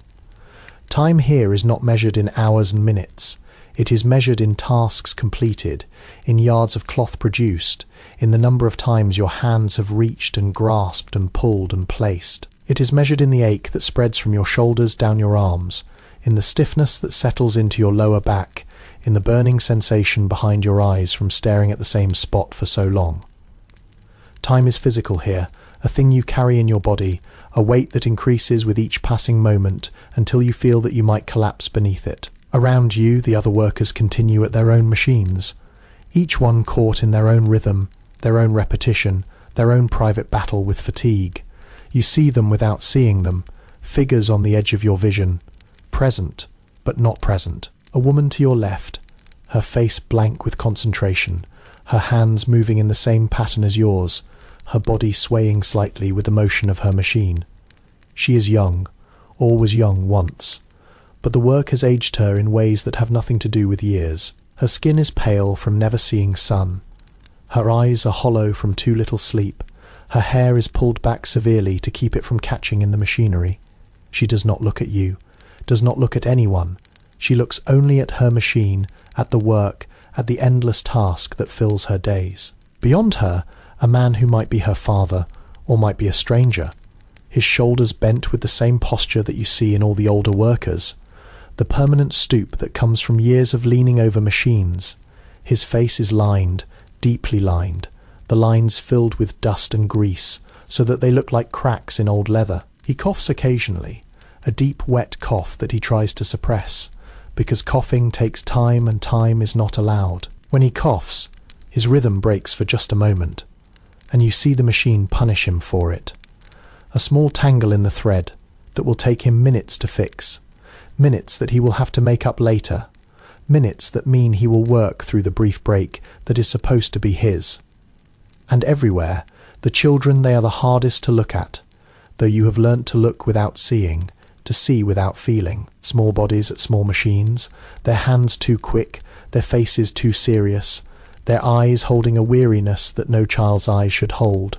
Some of them are so young that they can barely reach the working parts of their machines, standing on boxes or platforms to bring themselves to the right height. They work as the adults work, with the same concentration, the same endurance, the same surrender to the rhythm. They do not play, do not laugh, do not do any of the things that children should do. They work, and they will work tomorrow, and they will work the day after that. And by the time they are old enough to remember what childhood might have been, they will have forgotten that there was ever any other way to live. The air you breathe is thick with things that are not air. Dust floats in it, fine particles of fibre from the cloth, so light that they hang suspended, catching the light from the gas jets and turning the air into something almost visible. You breathe them in with every breath, feel them settle in your lungs, know that they are accumulating there, layer upon layer, year upon year. The doctors have words for what this does to you. Words like consumption and bronchitis and the factory cough. You have heard those words, know what they mean. Know that they describe the fate of almost everyone who works in places like this. But knowing does not change anything. The work must be done, and you must do it. And if your lungs fill with dust and your cough grows deeper and your breath grows shorter, that is simply the price of survival, the cost of another day. The heat adds its own burden. It comes from the machines, from the great steam engine that drives them all, from the bodies of hundreds of workers packed into this space. It is a wet heat, a heat that makes you sweat even when you are standing still, that soaks through your clothes and leaves you feeling as if you have been dipped in water. The sweat runs down your face into your eyes, stinging and burning, but you cannot wipe it away because your hands are busy, because the machine will not wait. You blink and shake your head, trying to clear your vision, and you continue. You always continue. The work itself is simple, so simple that a child could do it, and children do it, thousands of them. their small fingers nimbler than yours could ever be. But simple does not mean easy. Simple means repetitive, means monotonous, means doing the same thing so many times that your body learns it more deeply than your mind ever could. Simple means that there is no challenge to distract you from the fatigue, no variation to break the endless sameness. Simple means that your mind is free to wander, and when your mind wanders it finds only the same thoughts over and over, the same worries, the same fears, the same small hopes that flicker and die and flicker again. You think about the hours ahead, the long stretch of time between now and the moment when the machines will stop. You think about the money you will earn, the small wage that will buy bread and coal and rent, that will keep your family alive for another day. You think about the children, your own children, hoping that they are safe, hoping that they are not working somewhere like this, hoping that their lives will be different, even though you do not know how that could happen. You think about nothing deliberately, forcing your mind to go blank because thinking takes energy, and energy is what you need for the work. The machines do not think. They do not worry about their children or their rent or their future. They only continue. Their rhythm unchanging, their demands absolute. You have become like them in some ways, your body moving in patterns as fixed as theirs, your mind learning to go blank, your spirit learning to accept. This is what the factory does.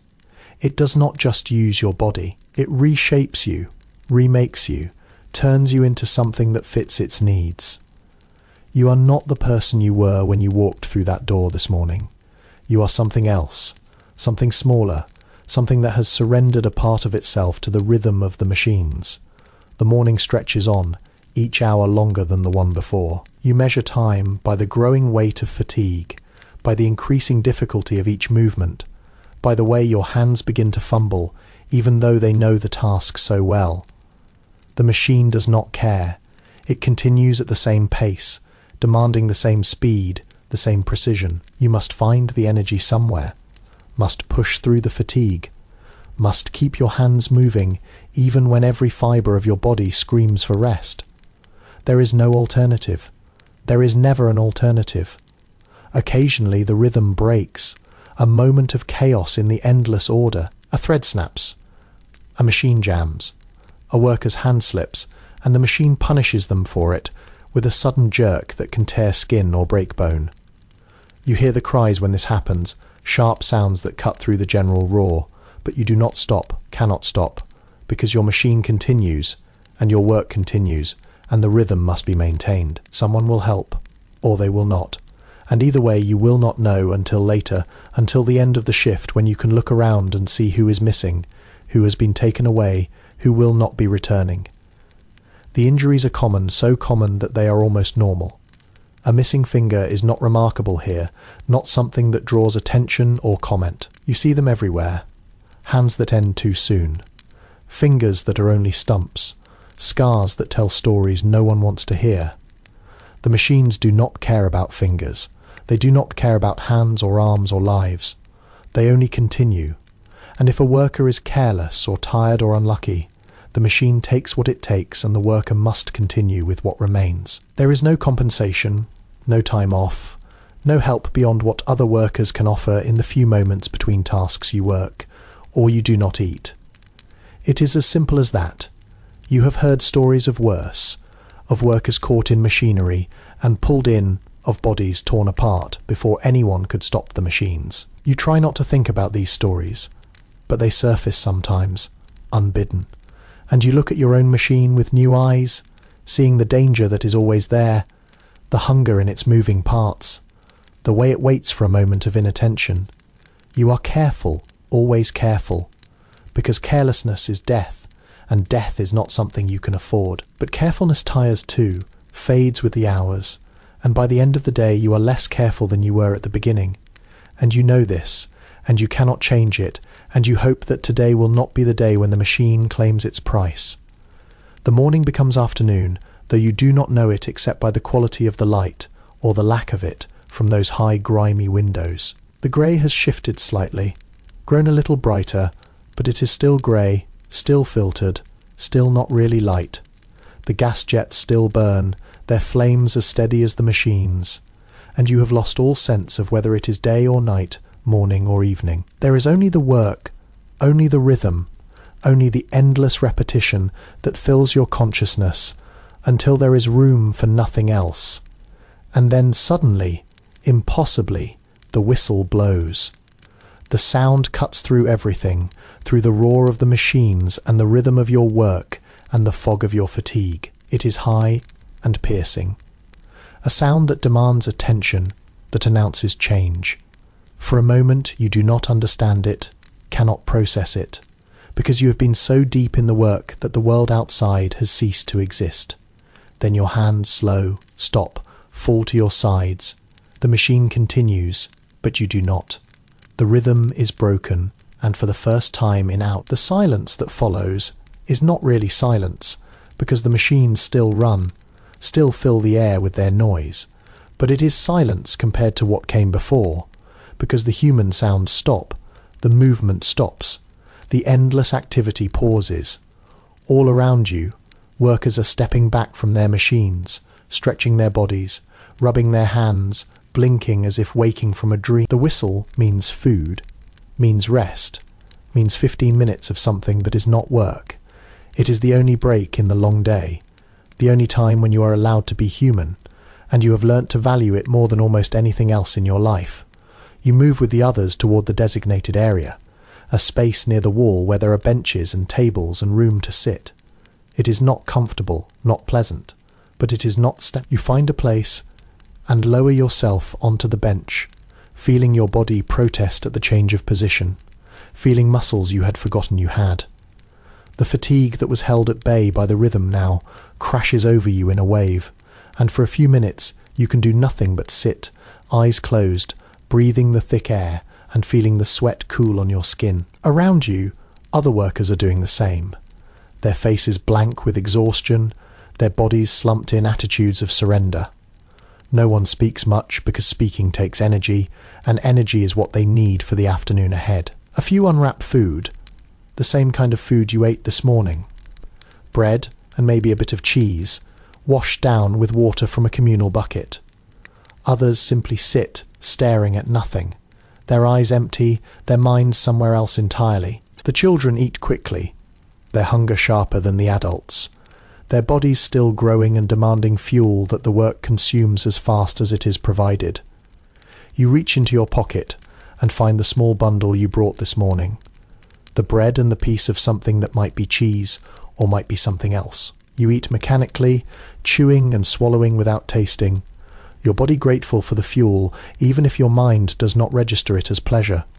The food disappears too quickly, gone in a few bites, leaving only the memory of fullness that will fade as soon as you return to work. You drink from the bucket, the water warm and slightly metallic, and you feel it spread through you, a small relief against the heat. The 15 minutes pass faster than any hour of work. You watch the others, seeing in their faces the same awareness that you feel, the same counting of moments, the same dread of what comes next. A man across from you meets your eyes for just a second, and in that glance you see everything. The shared knowledge, the mutual recognition, the understanding that you are both in this together and utterly alone. Then he looks away, and you look away, and the moment passes, and you are strangers again. The whistle blows again, the sound that ends everything good. It cuts through the brief peace, calling you back, demanding your return around you. Bodies stir, faces harden, shoulders square for the afternoon ahead. You stand feeling the protest in your legs, and you walk back to your machine. The rhythm resumes, the work continues, and the afternoon stretches ahead like an endless road. The machines do not care that you are tired.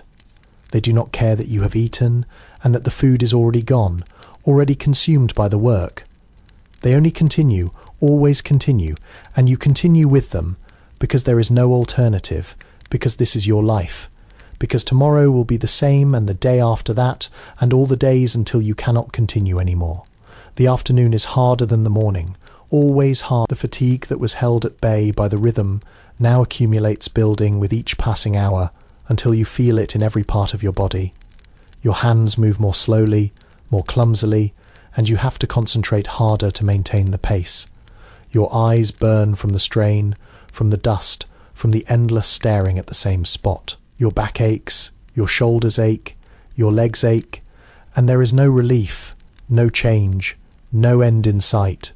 The machines continue, indifferent, and you continue with them, because stopping is not an option, because the work must be done, because the wages at the end of the day are the only thing standing between your family and the street. You think about the children again, your own children, wondering if they are safe, if they have eaten, if they are warm.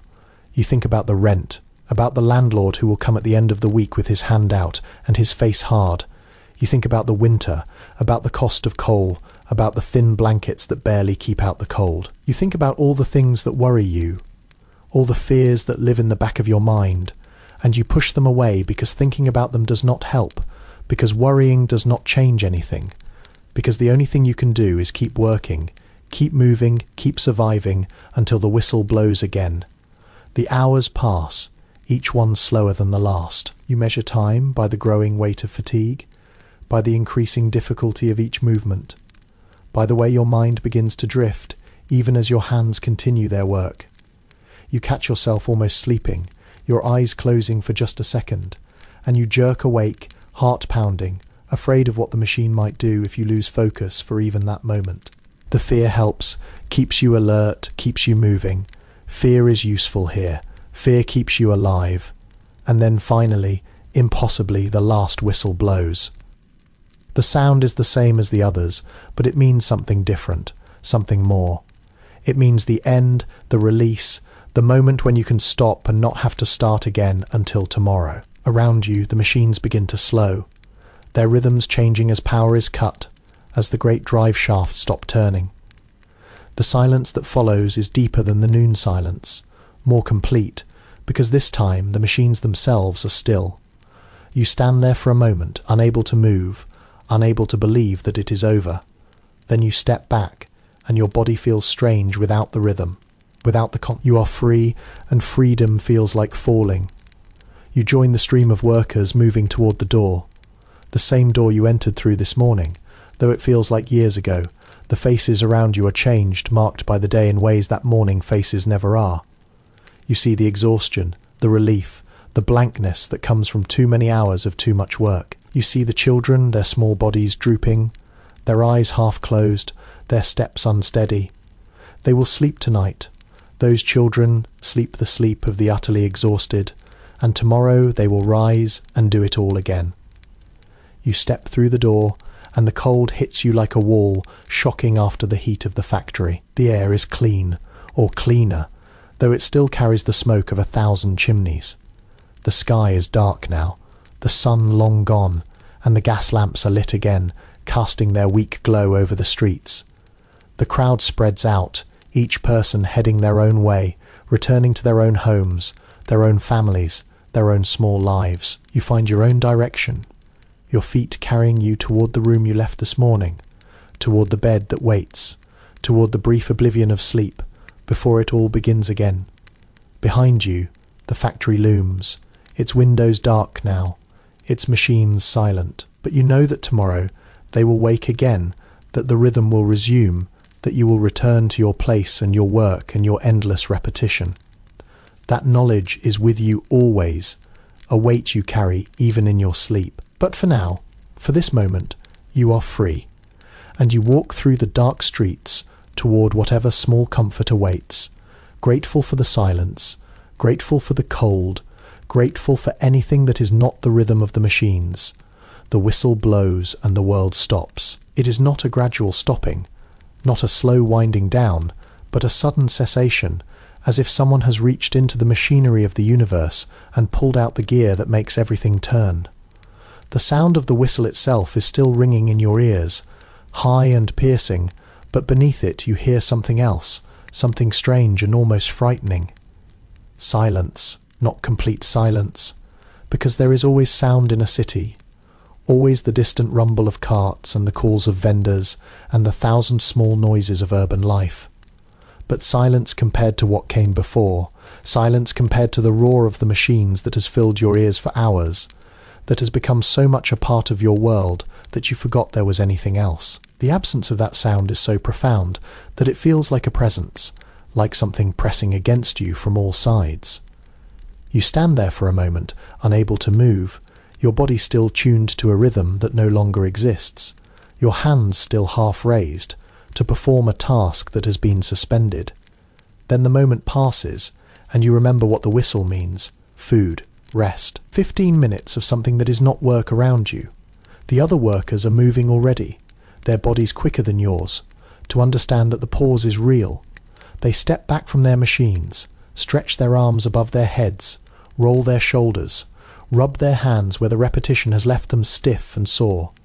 No one speaks much yet. Speaking requires energy, and energy is what they need to save for the walk to wherever they will eat, and the walk back and the long afternoon ahead. But there are small sounds: the shuffle of feet on the wooden floor, the creak of tired joints, the sigh that escapes from someone nearby, a sound so full of exhaustion that it seems to carry the weight of the whole morning with it. You move with the others, your body finding its way without conscious direction. The door to the outside is open, letting in a stream of cold air that cuts through the heat of the factory like a knife. You step through it, and for a moment the contrast is so sharp that you cannot breathe. The cold fills your lungs, shocks your skin, reminds you that there is a world beyond these walls, a world of sky and streets and ordinary life.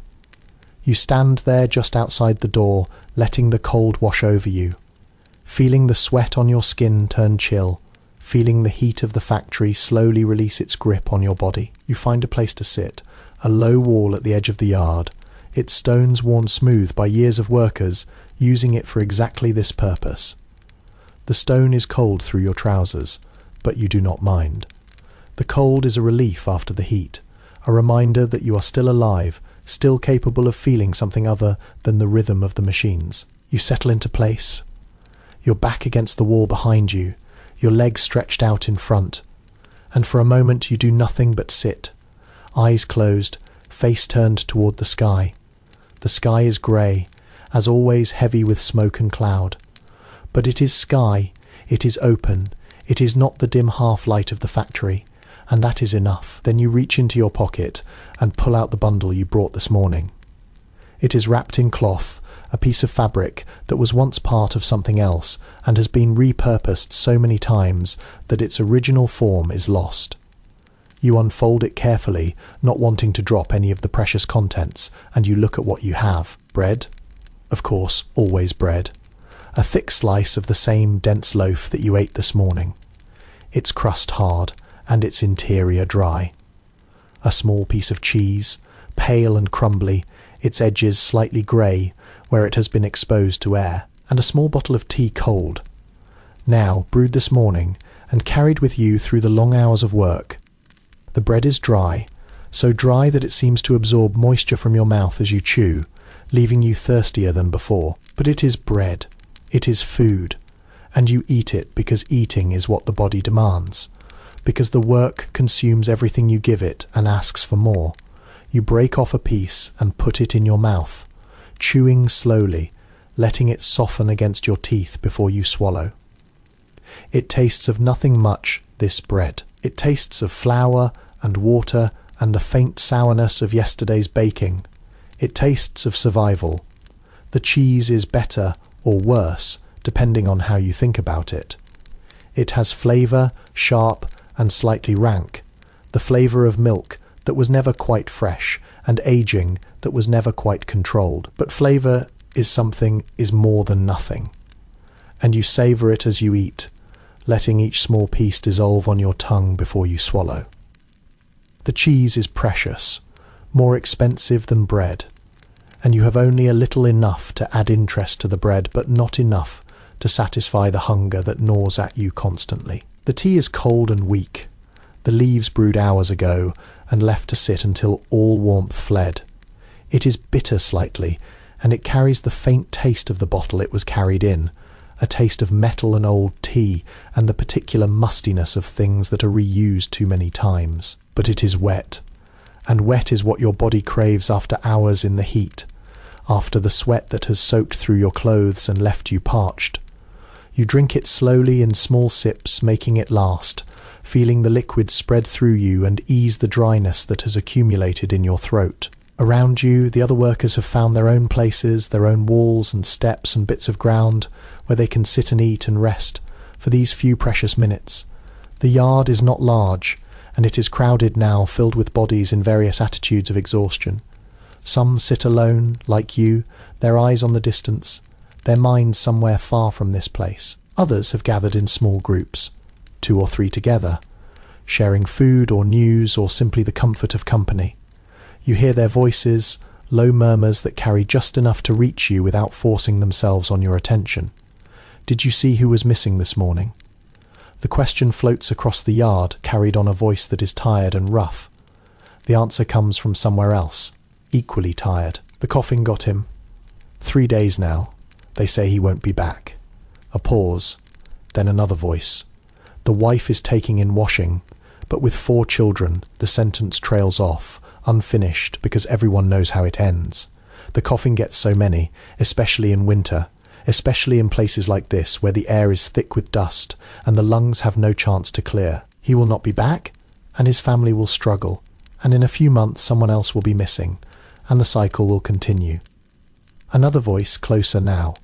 Speaking of someone who was let go yesterday, the foreman said he was too slow, too often late, too something. No one knows the real reason, because the real reason is usually nothing, usually just the whim of someone who has power and chooses to use it. He will find other work. There are always more workers than there are jobs, always people waiting to take the place of those who fall. The machines do not care who runs them, as long as someone does. And then, in a lower voice, almost a whisper, someone mentions the girl who did not go home last night. She was young, 15 perhaps, new to the factory, new to the city.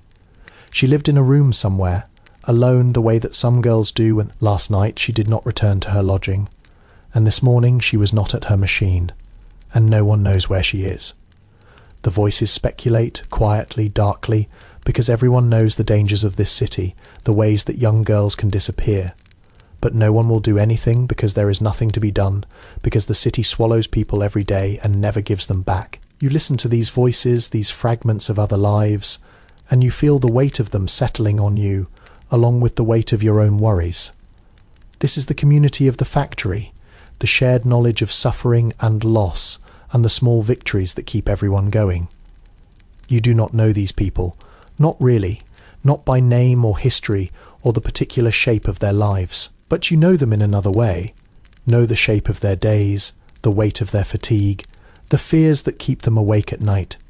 You are connected to them by the work, by the rhythm, by the simple fact of being here together, enduring the same thing, surviving the same hours. You look away from them towards something else, something that rises above the rooftops in the distance. It is a church spire. One of the hundreds that punctuate the skyline of this city. Its stone grey against the grey sky. Its cross just visible at the very top. You look at it often during these brief breaks, this spire, because it is something to look at, something that is not the factory, not the machines, not the faces of the other workers. It is old, older than anyone can remember, built in a time when this part of the city was fields and farms, when the only smoke came from hearth fires, and the air was clean enough to see for miles. Now it stands surrounded by factories and tenements, its stone blackened by soot, its windows grimy, its bells still ringing the hours, even though the hours mean something different here than they did when it was built. You wonder sometimes who worships there, what kind of people fill its pews on Sunday mornings. Not people like you, probably. People like you are too tired on Sunday, too worn out from 6 days of work to do anything but sleep, or too poor to have clothes suitable for church, or too far gone in the particular despair of factory life to believe that anyone up there is listening. But the spire remains, a reminder that there is something beyond this, something older and larger, and maybe, just maybe, something better. You do not believe this, not really, but you look at the spire and you let yourself imagine it, just for a moment, just for the length of a breath. You imagine a world where the work is not endless, where the bread is fresh and the tea is hot and the children do not have to labour. You imagine it, and then you look away, because imagining too long hurts in ways that are hard to name. Your food is gone now, the last of the bread swallowed, the last of the tea drained. You wrap the cloth carefully around the empty bottle, tucking it back into your pocket for the walk home. The hunger is still there. The constant hunger that is your companion through every waking hour. It has been pushed back, slightly by the food you have eaten, but it has not been satisfied. It will never be satisfied. Not really, not on the wages you earn and the food those wages can buy. You have learnt to live with it, to work with it, to ignore it as much as possible. But it is always there. A hollow place in your stomach that nothing ever quite fills. The diet of people like you is a subject that doctors and reformers write about, though you have never read their writings. They speak of malnutrition, of deficiency, of the way that bread and tea and the occasional piece of cheese or bit of meat do not provide what the body needs to stay healthy. They point to the pale faces and the bowed legs and the constant sickness that plagues the working classes, and they trace it all back to food, to the lack of it, to the poor quality of what little there is. They recommend changes, improvements, things that would require money that no one has and time that no one can spare. Their recommendations change nothing. The bread is still dry, the tea still weak, the hunger still constant. You know this without reading any reports.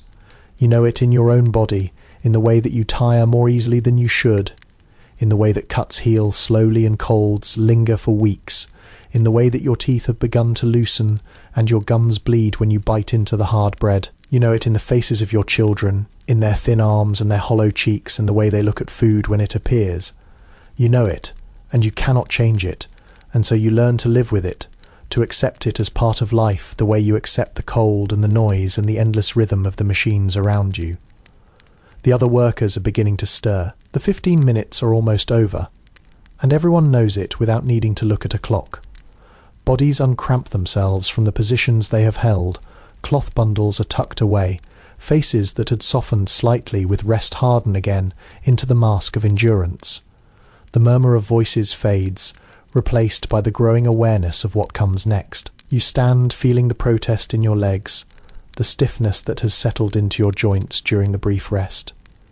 You stretch once, twice, trying to work some of it out, but you know it will not leave, will only deepen as the afternoon wears on. The whistle blows, the same sound that brought you here, now calling you back. It cuts through the air like a blade, sharp and imperative, and you feel your body respond to it before your mind has even registered the sound. You are moving toward the door before you have decided to move, your feet finding the familiar path, your hands already beginning to curl into the position they will hold for the next hours. The other workers move with you, a silent procession returning to the place where they will spend the rest of the day. No one speaks. There is nothing to say. The machines are waiting, and the machines do not wait long. You step through the door and the heat hits you again. The smell, the noise that is not yet noise, because the machines are still, but they will not be still for long. Already you can hear them beginning to stir. The great drive shafts starting to turn, the belts beginning to move, the first clanks and hisses of machinery coming back to life. You make your way to your place, your machine, your spot in the long row of workers who are all doing exactly what you are doing. You stand there, waiting, your body already tensing for the moment when the rhythm will resume. And then, the machines reach full speed, the noise becomes the roar you remember, and your hands begin to move. Reach, grasp, pull, place, reach, grasp, pull, place. The rhythm claims you again, absorbs you, makes you part of itself. The 15 minutes of rest might never have happened. The bread and cheese and tea might have been a dream. There is only the work, only the machine, only the endless repetition that will continue until the whistle blows again, hours from now, when the day is finally done. You do not think about those hours. You cannot think about them. You can only do what the machine demands. Move as the rhythm dictates, survive one moment, and then the next, and then the next. The afternoon stretches ahead, long and dark and full of work, and you enter it as you have entered every afternoon, with nothing but your tired body and your stubborn will, and the knowledge that somehow, impossibly, you will make it through. The machine continues, and you continue with it, and the world outside the factory walls becomes a memory, a dream, a place you will return to only when the whistle blows again and the day is finally done. Your feet are the first to complain, though they have been complaining for hours and you have learned to ignore them. They ache with a deep, persistent pain that starts in the soles and travels up through your ankles and into your calves. The floor beneath them is hard wood, worn smooth but unforgiving, and you have been standing on it since the morning whistle, will stand on it until the evening whistle, will stand on it tomorrow and the next day and all the days until you cannot stand any more. Your boots, heavy and stiff, offer little cushioning, and through their thin soles you feel every imperfection in the floor, every slight variation that years of use have worn into the wood. You shift your weight from one foot to the other, trying to find some position that eases the pain, but there is no ease, only different kinds of discomfort, and you settle back into the rhythm because the rhythm is all there is. Your back has its own complaint, a burning ache that starts at the base of your spine and spreads upward, settling between your shoulder blades where it throbs with each movement. The posture the work demands is not natural, not designed for human bodies, and your back protests it in ways that have become as familiar as the rhythm itself. You try to straighten, to shift, to find some angle that reduces the strain, but the machine dictates your position as it dictates everything else, and you must return to the exact stance that allows your hands to do what they must do. The ache deepens, becomes a constant presence, becomes so much a part of you that you forget there was ever a time when your back did not hurt. Your eyes burn with a dryness that no amount of blinking can relieve. The light in the factory is never enough, never the bright, clear light that eyes need to work without strain. The high windows let in only what the grime and the smoke and the grey sky allow, a dim filtered illumination that turns everything the same flat shade of shadow. The gas jets add their small flames, but they flicker and hiss, creating more confusion than clarity, their light shifting and dancing in ways that tire the eyes further.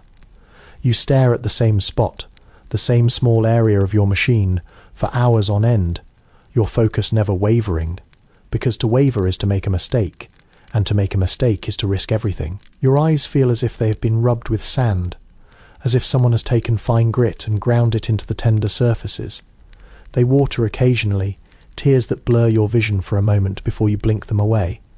But the tears bring no relief, only more burning, more evidence that your body is being used beyond its limits. There is a clock somewhere in the factory, mounted high on a wall where everyone can see it, placed there by someone who understood that workers need to know the time. You glance at it often, too often, though you try not to because each glance brings disappointment.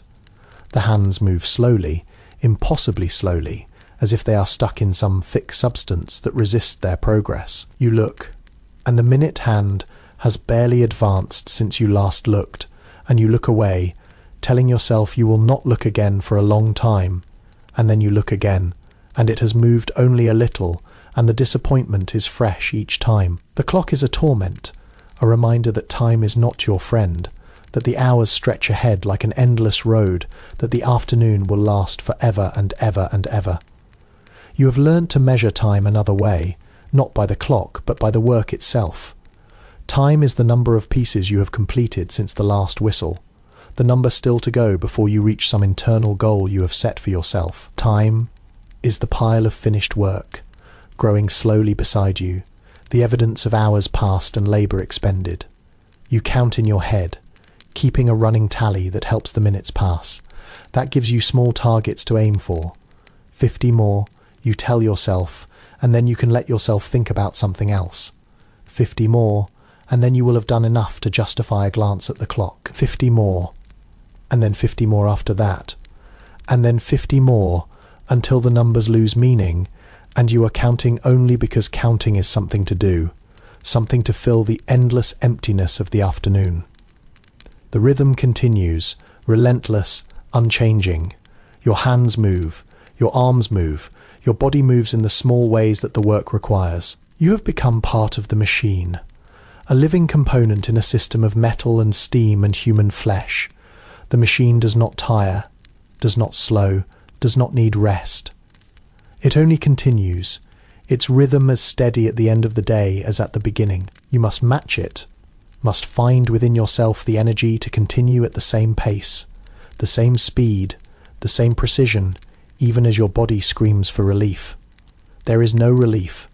There is only the rhythm, only the work, only the endless repetition that fills your consciousness until there is room for nothing else. Sometimes in this long afternoon, you catch yourself drifting, your mind separating from your body and floating somewhere else.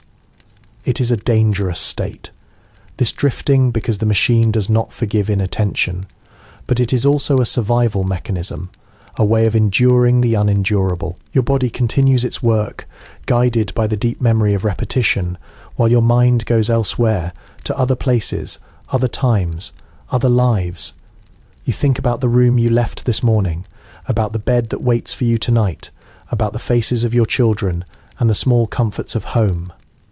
You think about things that have nothing to do with this place, with the noise and the heat and the endless rhythm. You think about the countryside, though you have never seen it, about green fields and clean air and the kind of silence that is not just the absence of machines.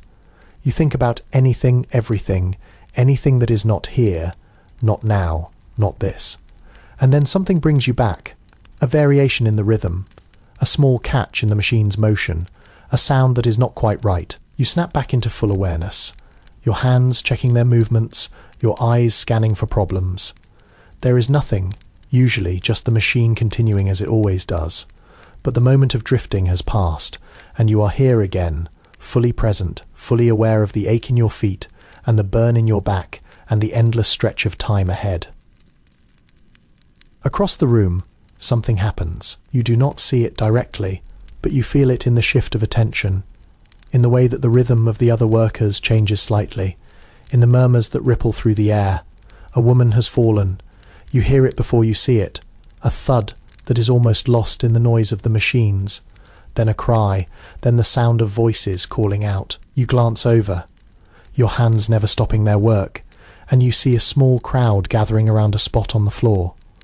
The woman lies there, still, her face pale, her eyes closed. Someone kneels beside her, someone else runs for water, someone else calls for the foreman. The machines continue, indifferent. The work continues, because the work must continue. You have seen this before. The heat, the exhaustion, the lack of food, the endless hours, all of them combine to push bodies beyond what they can bear. Some people faint, some collapse, some simply stop, their bodies refusing to continue even when their minds demand it. The woman on the floor is one of these. Another victim of the afternoon. Another reminder that flesh and blood have limits that machines do not share. She will be carried out, given water, left to recover in whatever space can be found. If she is lucky, she will wake and be able to return to work tomorrow. If she is not lucky, she will be sent home, replaced by someone else, forgotten by everyone, except those who knew her name. You watch for a moment, then look away. There is nothing you can do, nothing anyone can do except continue with their own work. The foreman arrives, his face hard, his voice sharp. He looks at the woman, then at the workers who have gathered. There is work to be done, he says, though you do not hear the words, only know their meaning. The workers disperse, returning to their machines, their rhythm, their own battles with exhaustion. Two men carry the woman out, her body limp between them, and she disappears through a door, and then it is as if she never existed, as if the afternoon has swallowed her the way it swallows everything. The machines continue. You continue. The rhythm does not pause, does not slow, does not acknowledge that anything has happened. The pile of finished work grows beside you, and you count again, counting toward a goal that keeps moving, keeps receding, keeps demanding more. 50 more, you tell yourself, and then 50 more, and then 50 more, until the numbers blur and you are counting only because counting is something to do, because not counting leaves too much space for thinking, and thinking is dangerous. Thinking leads to despair. There are people who write about conditions like these, who document the hours and the wages and the injuries and the deaths. You have heard of them, though you have never read their writings. They are reformers. They are called people who believe that things can be different, that the endless hours and the starvation wages and the children in the factories are wrong and can be changed. They write pamphlets and give speeches and meet in rooms where the gas burns brighter and the air is cleaner. They talk about laws, about limits, about the rights of workers, to something more than this endless grind. Some of them are workers themselves, men who have spent their own years in factories and have emerged with the gift of words and the fire of anger. They speak of unions, of workers joining together, of collective strength and collective action. They speak of strikes, of stopping the machines, of refusing to work until conditions improve. You have heard these words, these ideas, and part of you responds to them. Part of you wants to believe that things could be different. But another part of you, the part that is tired and hungry and afraid, knows the risks. To join a union is to mark yourself, to become visible to the men who own the factories, to invite consequences that you cannot predict. Men have been fired for less, blacklisted, driven out of the city, left with nothing. Men have been beaten, arrested, imprisoned for the crime of asking for better. The owners have power, real power, the power of money and law and the police who do their bidding. Against that power, what can a few tired workers do? The strikes that happen, when they happen, are desperate things, last resorts, acts of people who have nothing left to lose. Sometimes they succeed, for a while winning small concessions that are celebrated as victories.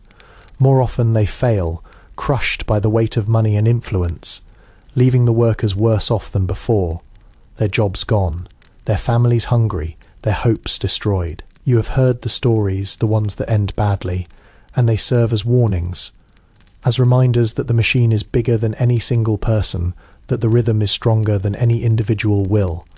And so you continue, as you have always continued, doing what must be done, enduring what must be endured. The hope that things might change is a small flame inside you, kept alive by the stories you hear, by the whispers of union men, by the occasional victory that proves that change is possible. But it is a small flame, easily extinguished, and you do not feed it too much, because hope that is fed too well can become a fire that burns everything down. You keep it small, keep it hidden. Let it warm you just enough to make the next hour bearable. Your mind drifts again, this time not away from the factory, but toward the end of the day, toward the moment when the whistle will blow and you will be free. You think about what that freedom will bring, what the wages in your pocket will buy. A few coins, carefully counted, carefully saved, the result of hours and hours of labour. You think about what they might become. These coins, what they might purchase in the markets and shops of the city. A piece of coal, perhaps, to add to the small pile that heats your room, that keeps the worst of the cold at bay. The winter has been long, and there is never enough coal, never enough warmth, never enough protection against the damp that seeps through the walls and the wind that finds every crack. A single piece of coal will burn for an hour, maybe two, pushing back the cold just enough to make the night bearable. It is a small thing, a piece of coal, but it is warmth. And warmth is something you crave with a longing that is almost physical.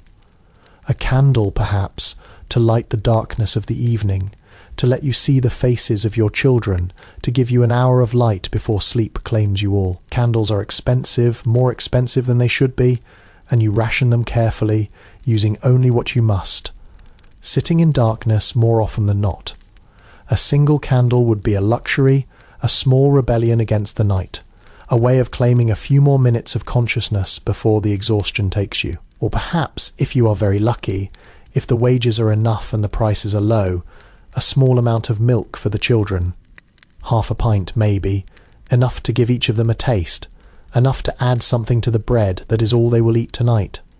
Milk is precious, liquid life, the thing that growing bodies need and almost never get. Your children are thin, too thin, their arms like sticks, their faces hollow in ways that break your heart every time you look at them. A half pint of milk would not change that, would not make them whole, but it would be something, a small addition to the endless insufficiency of their lives. You think about these things, these small possibilities, and you let them carry you through the next hour, the next 100 pieces, the next cycle of the rhythm. The work continues, your hands continue, your body continues, and somewhere in the distance the clock continues, its slow crawl toward evening. The woman who fell has been forgotten, her place at her machine empty, waiting for someone else to... The machines do not care who runs them. As long as they run, the owners do not care who works them. As long as the work is done, and you are just another body, another pair of hands, another unit of labour to be used and discarded when you are used up. The afternoon wears on, each hour longer than the last. The ache in your feet has become a constant companion, as familiar as your own heartbeat. The burn in your back has settled into a deep, throbbing pain that you have learnt to ignore, though ignoring takes energy that you do not have. Your eyes burn, your head aches, your throat is dry from breathing air that is thick with dust. You are tired, so tired that tiredness has become a separate thing, a presence that rides on your shoulders and whispers in your ear, telling you to stop, to rest, to give up. But you do not stop. You cannot stop. The machine will not allow it, and the wages will not allow it, and your family will not allow it. So you continue reaching and grasping and pulling and placing over and over and over until the movements have become so automatic that you could do them in your sleep. And sometimes you almost do, drifting into a half-conscious state where the work continues, but you are not really there. And then finally, impossibly, the light through the grimy windows begins to change. The grey deepening towards something that might be evening. The clock, when you glance at it, shows that the end is near, that the hours have passed, that the day is almost done. The knowledge gives you a small surge of energy, the last reserves of your body mobilizing for the final push. You work faster, or maybe just with more determination, counting down the last pieces, the last minutes, the last moments of this endless afternoon. The whistle blows, and for a moment you cannot believe it. The sound is the same as always, but it means something different now, something more. It means the end, the release, the moment when you can stop and not have to start again until tomorrow. You stand there, your hands still raised, your body still tuned to a rhythm that no longer exists. Then you let your arms fall, let your shoulders drop, let the exhaustion wash over you in a wave that almost knocks you down around you. The other workers are doing the same, their faces showing the same mixture of relief and exhaustion. No one speaks. Not yet. There will be time for speaking later, on the walk home, in the rooms where they will eat and rest and prepare for tomorrow. For now, there is only the silence, the beautiful silence of machines that have finally stopped, and the slow, painful process of moving toward the door, toward the street, toward the small freedoms of the night. You join the stream of bodies moving toward the exit, your feet dragging, your back screaming, your eyes half closed. You think about the walk home, the cold streets, the dark room, the thin blankets that wait for you. You think about the children, who will be waiting too, their faces hungry for food and attention, and the small comfort of your presence. You think about the wages in your pocket, the few coins that are all you have to show for this day, this endless day that is finally over. And you think about tomorrow, because tomorrow is always there, waiting, inevitable. Tomorrow you will do this again. Tomorrow the machines will start again. The rhythm will resume. The afternoon will stretch ahead like an endless road. Tomorrow you will be tired again, hungry again, aching again. Tomorrow will be the same as today, and the day after will be the same as tomorrow, and on until you cannot continue anymore. But that is tomorrow. Tonight, for these few hours, you are free. You step through the door into the cold evening air, and you breathe deeply, feeling the smoke settle into your lungs, feeling the chill against your skin, feeling the strange lightness that comes when the rhythm finally stops. You are free, and you are alive, and you have survived another day. It is not much, perhaps, but it is everything. It is all you have. And for now, for this moment, it is enough.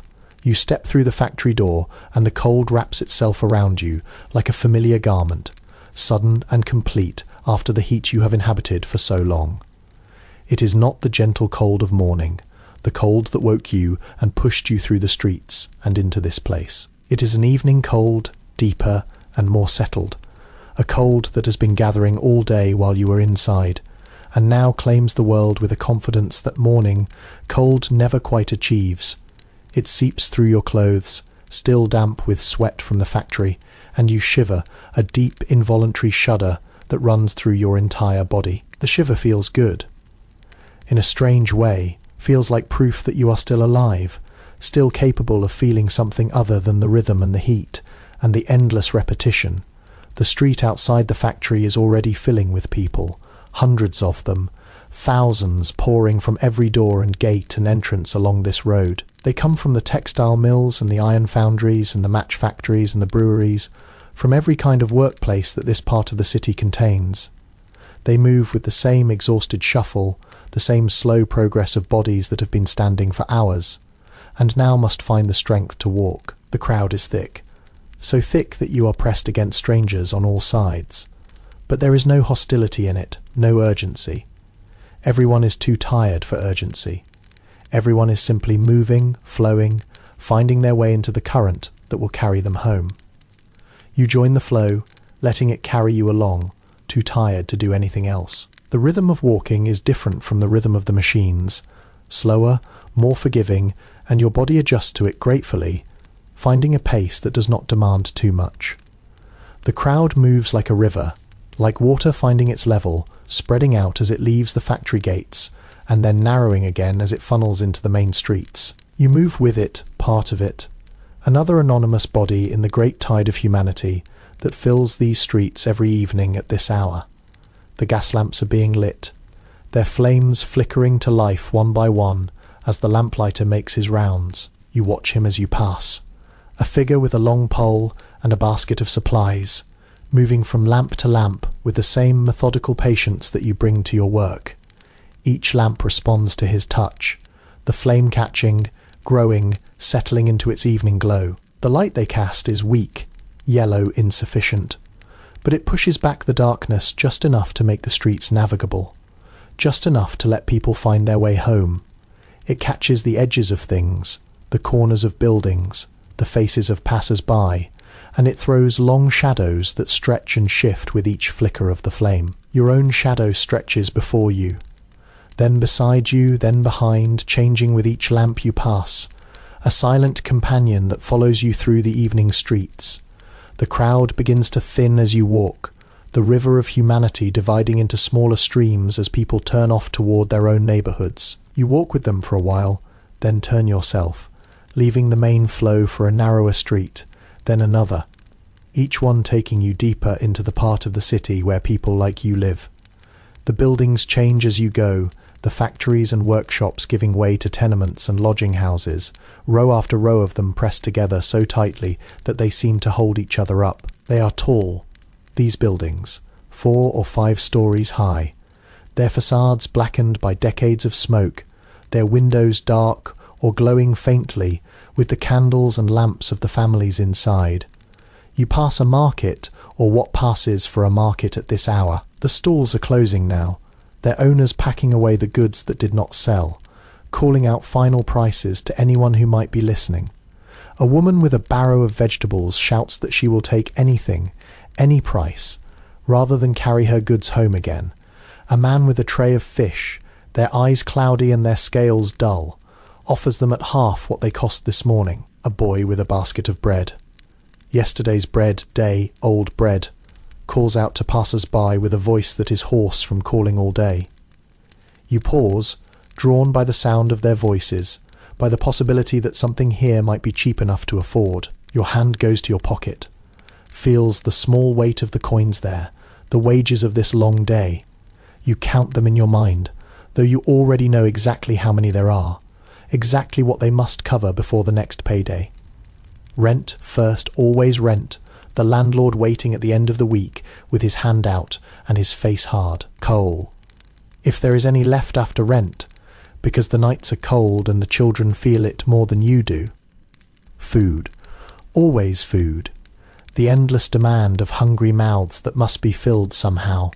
Some way the woman with the vegetables holds up a cabbage, its outer leaves wilted and brown, and calls a price that makes you stop. "A penny," she says, "just a penny, and it is less than half what it would cost in the morning." You look at it, this cabbage, and you imagine it boiled in the pot, stretching the thin soup that will be dinner tonight. It would feed them all, just a little, just enough to make the bread go further. A penny, you have a penny, but a penny spent is a penny gone. and there are so many things that pennies must buy between now and the end of the week.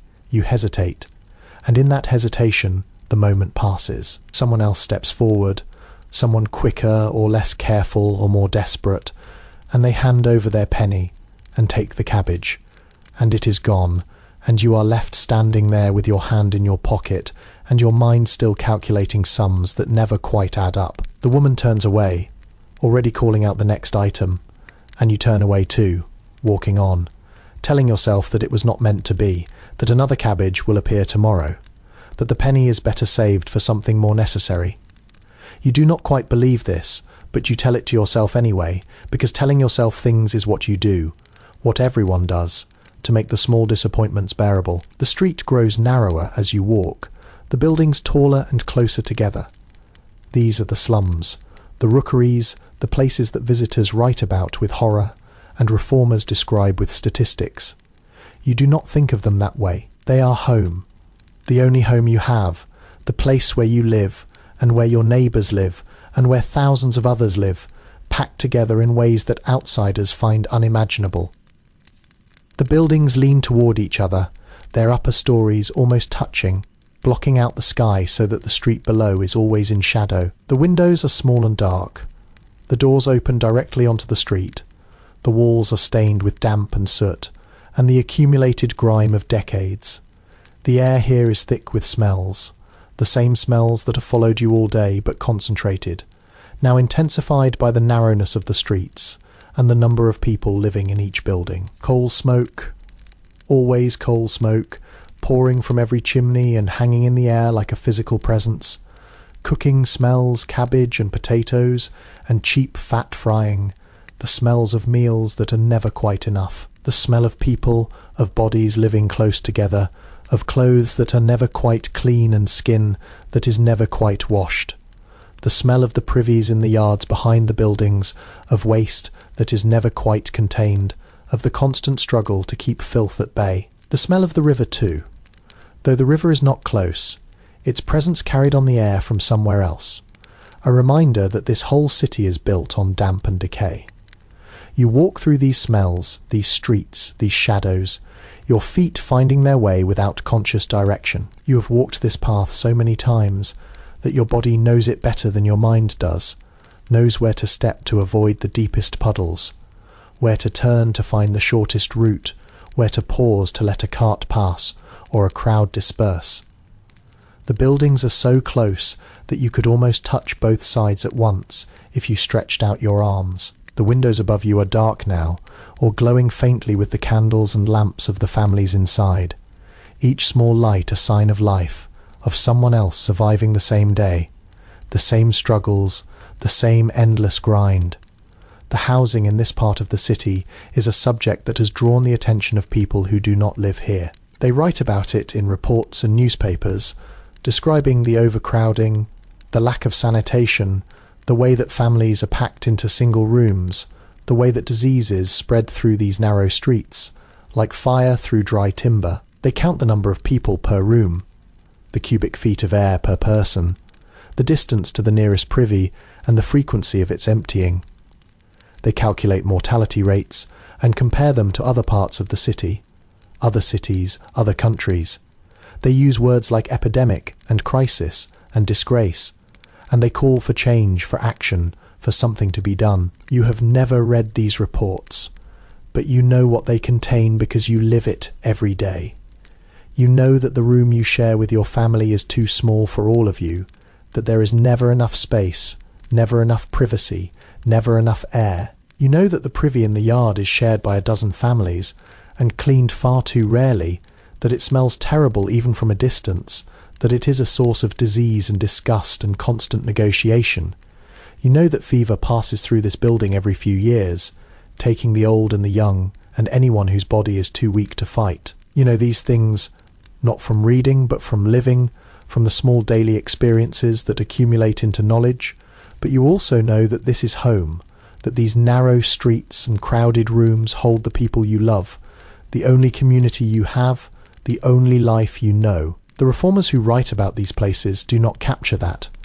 do not understand how people can live in such conditions and still find reasons to laugh, to love, to keep going. They do not see the way that neighbours help each other when illness strikes, the way that children find space to play, even in the narrowest streets, the way that small kindnesses pass between families who have nothing but share it anyway. They do not understand that home is not just a place but a feeling, a network of relationships and memories and small daily rituals that make life bearable, even when it is hard. You reach your building, one of many on this street, indistinguishable from its neighbours, except by the number painted faintly above the door. It is tall, 4 stories, with windows that are dark now except for a few where candles flicker behind thin curtains. The door is old, its paint peeling, its hinges loose, and it opens onto a narrow hallway that smells of damp and cooking and the particular mustiness of too many people living in too small a space. You step inside, and the darkness closes around you, deeper than the darkness outside, because there are no gas lamps here, no light at all, except what filters through the cracks in the walls and the small windows at the ends of the halls. The stairs are ahead of you, steep and narrow, their wooden treads worn hollow by generations of feet. You cannot see them in the darkness, but you do not need to see them. Your feet know them, know where each step is, know which ones creak and which ones are solid, know the exact height of each riser and the depth of each tread. You begin to climb, your hand on the wall for balance, feeling the rough plaster under your fingers, the places where it has crumbled away to reveal the lath beneath. The stairs groan under your weight. A sound so familiar that you would miss it if it were absent. A sound that tells you that the building is alive, is breathing, is holding you up as you climb. The smell changes as you climb, each floor adding its own layer to the general odour of the building. On the first floor, the smell of cooking is strongest, cabbage and potatoes, and cheap meat boiling in pots. The smell of families gathering for their evening meals. On the second floor, the smell of damp is more pronounced, rising from the walls where the plaster has never fully dried, mixing with the smell of the privies that are somewhere in the yard behind. On the third floor, the smell of people, of bodies living close together, of clothes that have been worn too long and washed too seldom, of the small domestic smells that accumulate when families live in single rooms. You climb past the third floor to the fourth, to the top of the building where your room is. The stairs are narrower here, the ceiling lower, the air closer and more stale. The window on the landing is broken, covered with a board that lets in only a thin line of air, and the cold seeps through it despite the board, making this part of the building colder than the rest. You pause on the landing, catching your breath, feeling the exhaustion of the day settle even deeper into your bones. The climb has taken something from you, the last of your energy, the last of your strength, and for a moment you lean against the wall and close your eyes and let the darkness take you. Then you push yourself upright and move to the door. Your door, the one that leads to the room where your family waits. It is a simple door, wooden, unpainted, with a latch that lifts and a lock that does not work. You lift the latch and push, and the door swings open and you step inside. The room is small, so small that you could cross it in 3 strides, but it is warm, or warmer than the hallway, because someone has lit a fire in the small grate. The fire is small, just a few pieces of coal, just enough to take the chill off the air, but it casts a glow that fills the room with shifting light and shadow. You see them then, the faces you have been thinking about all day, the people who make this room a home. The children look up as you enter, their faces brightening, their voices rising in greeting. The girl is there, your oldest, her eyes tired from her own long day of work and care. The boys are there, their faces dirty from play or work or both, their bodies small against the shadows. And the other one, the one who shares this life with you, who has been waiting through the long hours for your return, who meets your eyes now with a look that holds everything, the worry and the relief and the love that words cannot express. You close the door behind you, shutting out the cold and the dark and the long day that is finally over. You are home. You are home, and for this moment, for these few hours, that is enough. The night stretches ahead, brief and precious, and you will fill it with the small rituals of family life, with food and talk and the quiet comfort of being together. And then you will sleep. And in the morning you will rise and do it all again. Because that is what life is. What it has always been, what it will always be until it ends. But that is tomorrow tonight. You are home. The afternoon settles over the factory like a second layer of fatigue, heavier and more oppressive than anything the morning could produce. You feel it in your bones before you feel it in your mind, a deepening of the ache that has been building since the first hour of work. Your body knows what the morning only promised, that this is the true test, the long stretch when the initial energy has burned away and nothing remains but endurance. The machines know it too, or seem to, their rhythm unchanged, but somehow more insistent, as if they are demanding more from you now that you have less to give. You push the door open and step inside. And the first thing that strikes you is the warmth. It is not the oppressive heat of the factory, not the thick, greasy warmth that clings to you there and never lets go. It is a different kind of warmth, smaller and gentler, the warmth of a fire that has been burning low all day, waiting for your return. It wraps around you as you cross the threshold, seeping through your clothes, easing the chill that has settled into your bones during the walk home. You stand there for a moment, just inside the door, letting it wash over you, letting your body remember what warmth feels like when it is not a punishment but a comfort. The room is small, so small that you could cross it in 3 strides, so small that the bed against one wall leaves barely enough space to move between it and the table against the other. The ceiling is low, low enough that you could touch it if you raised your arm, and the walls are close, pressing in on all sides. It is crowded, always crowded, with furniture and possessions and people, with the accumulated small things that make a home out of a room.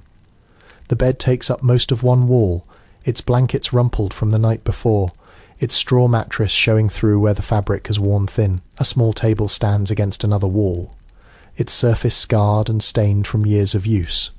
A few chairs mismatched and rickety are pulled up to it. A washstand in the corner holds a basin and a jug. A shelf on the wall holds a few dishes, a candle, a small store of food. The fireplace is set into one wall, small and blackened, its fire burning low but steady, casting a glow that fills the room with shifting light and shadow. And there are people, always people, because in a space this small, there is no room for empty space, no room for solitude. The children are there, your children, the ones you left this morning and have been thinking about all day. They look up as you enter, their faces brightening, their voices rising in a chorus of greeting that fills the small room with sound. The oldest, your girl, is sitting at the table, a piece of mending in her hands, her face tired, but her eyes warm as she sees you. The boys are on the floor near the fire, playing with something, a piece of string, a wooden spool, the small treasures that children find to fill their hours.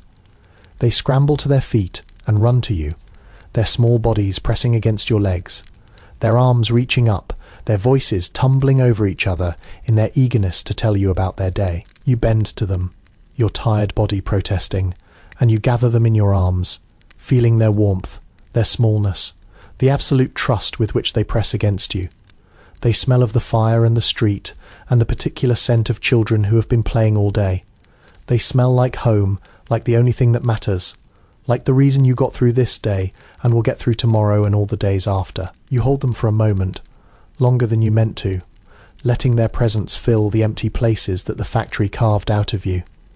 And then you straighten, and you see the other one, the one who has been here all day, managing this small space and these small people, doing the endless work that never stops even when the factory whistle blows. She is at the fire, stirring a pot, her face lit by the flames, her eyes meeting yours with a look that holds everything. The weariness and the relief and the love that words cannot express. You cross to her, the children still clinging to your legs, and you put your hand on her shoulder, a small touch that says everything you cannot say. She leans into it for just a moment, just a breath, and then she straightens and turns back to the pot, because the food needs tending, because the work never stops for anyone.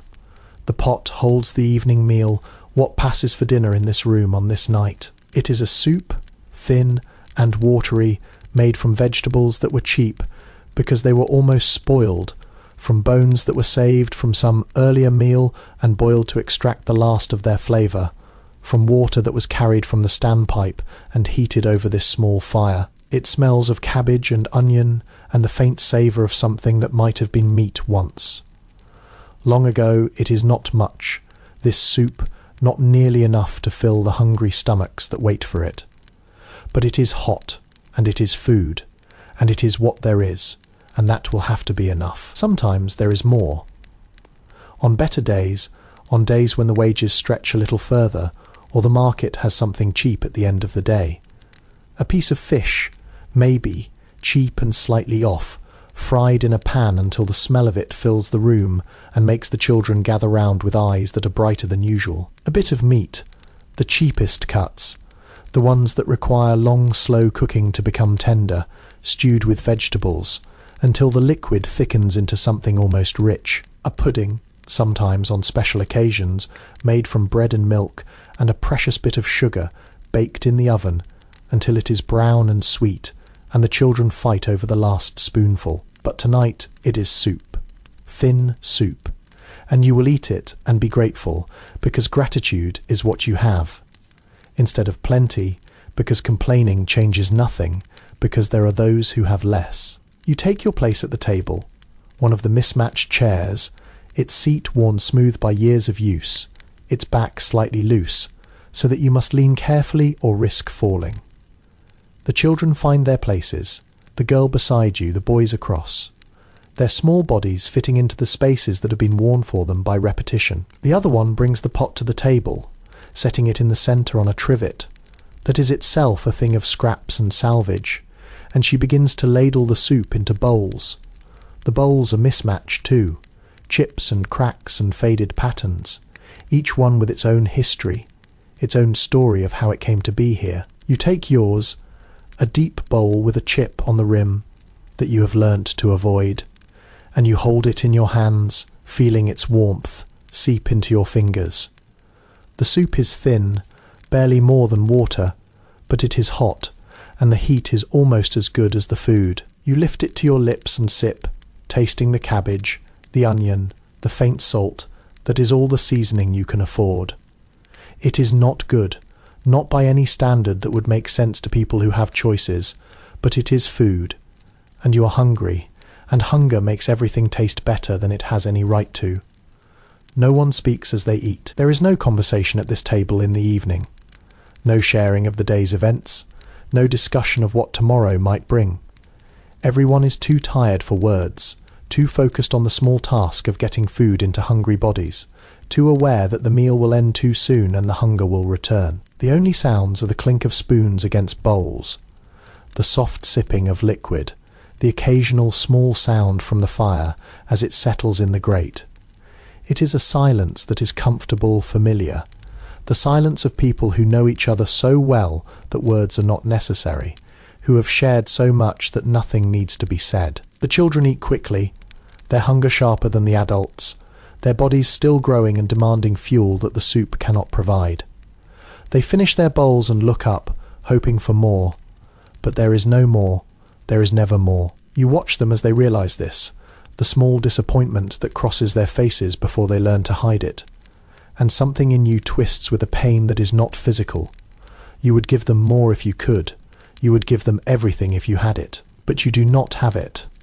And they must learn, as you learned, that wanting and having are two different things, and the distance between them is measured in coins that you do not possess. The girl rises and begins to clear the bowls, carrying them to the washstand, where she will clean them with the same cold water that was used this morning. That will be used again tomorrow. She moves quietly, efficiently, the way she has learned to move by watching the adults around her. She is young, too young for the responsibilities she carries, but age does not matter here, does not protect anyone from the demands of survival. She will work as you work, as her mother works, as all the children in this building work in one way or another, because the alternative is not working, and not working is not an option. The boys have returned to the floor near the fire, their play resumed as if the meal was only a brief interruption. They have found something to occupy them, a game of their own devising that involves small objects and whispered rules, and the kind of intense concentration that children bring to their play. You watch them for a moment, these small people who are yours, and you see in their faces the traces of the adults they will become. The older boy has your brow, the set of your jaw, the way of frowning when he concentrates. The younger has his mother's eyes, the same warmth, the same way of looking at the world as if it might yet surprise him. You hope, watching them, that the world will be kind to them, though you know it probably will not. Hope is a stubborn thing, surviving where it has no right to survive. The girl, finished with the bowls, has taken out a book, a small thin thing with pages that are soft from use. She can read, this girl, a skill that cost precious pennies to teach her, that required sacrifices you still remember. She goes to a school when there is school, when the weather permits and the fees can be paid and she is not needed at home. It is not much of a school, not the kind of school that children in better parts of the city attend, but it is something, and she has learned from it. And now she sits near the fire and moves her finger across the page and mouths the words silently to herself. You watch her, and you feel a pride so sharp it almost hurts. A pride that she is learning, that she will have something you never had, that maybe, just maybe, her life will be different from yours. Education is a luxury in this part of the city, a thing that families struggle to provide and children struggle to receive. The schools that exist are overcrowded and underfunded, their teachers poorly paid and their books scarce.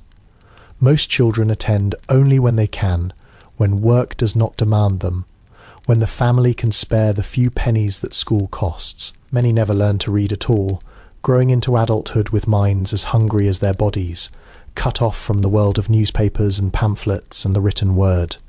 The girl is lucky, or will be if she can keep learning, if the family can keep paying, if nothing happens to end her schooling before it has given her what she needs. But the odds are against her, as they are against all children. In places like this, the mortality rates that reformers write about with horror are not abstract statistics here. They are the children who played in these streets last year and are gone now. The babies who never saw their first birthday, the young ones taken by fever or cough, or the simple exhaustion of growing up in a body that never gets enough of what it needs. You have lost children yourself, more than one, their small lives ending before they had really begun. You carry those losses with you, always small weights in your heart that never quite lift, that resurface at moments like this when you watch the living and remember the dead. The mother, your wife, the one who shares this life with you, sits now in the chair nearest the fire, her hands resting in her lap, her eyes on the flames. She has been working all day too, though her work is different from yours, never ending, never pausing, never acknowledged as work by those who write about labour and wages and the economy of the city.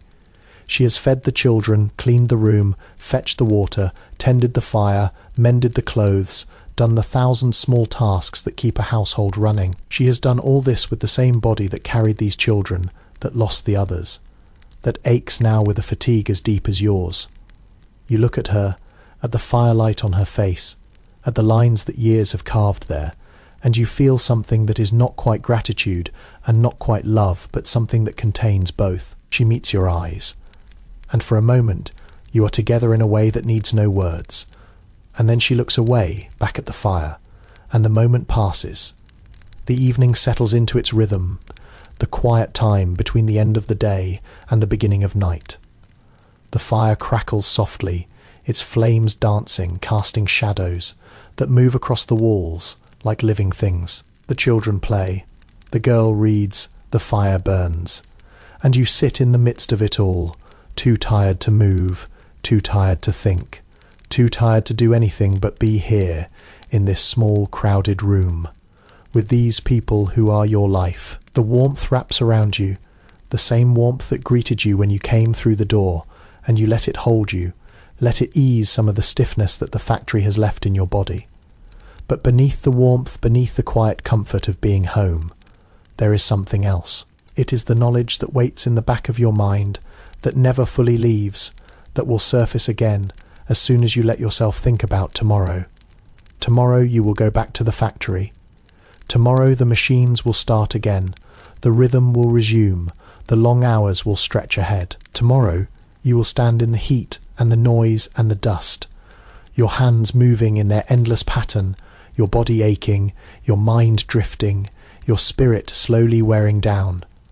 Tomorrow will be the same as today, and the day after will be the same as tomorrow, and on, until you cannot continue anymore.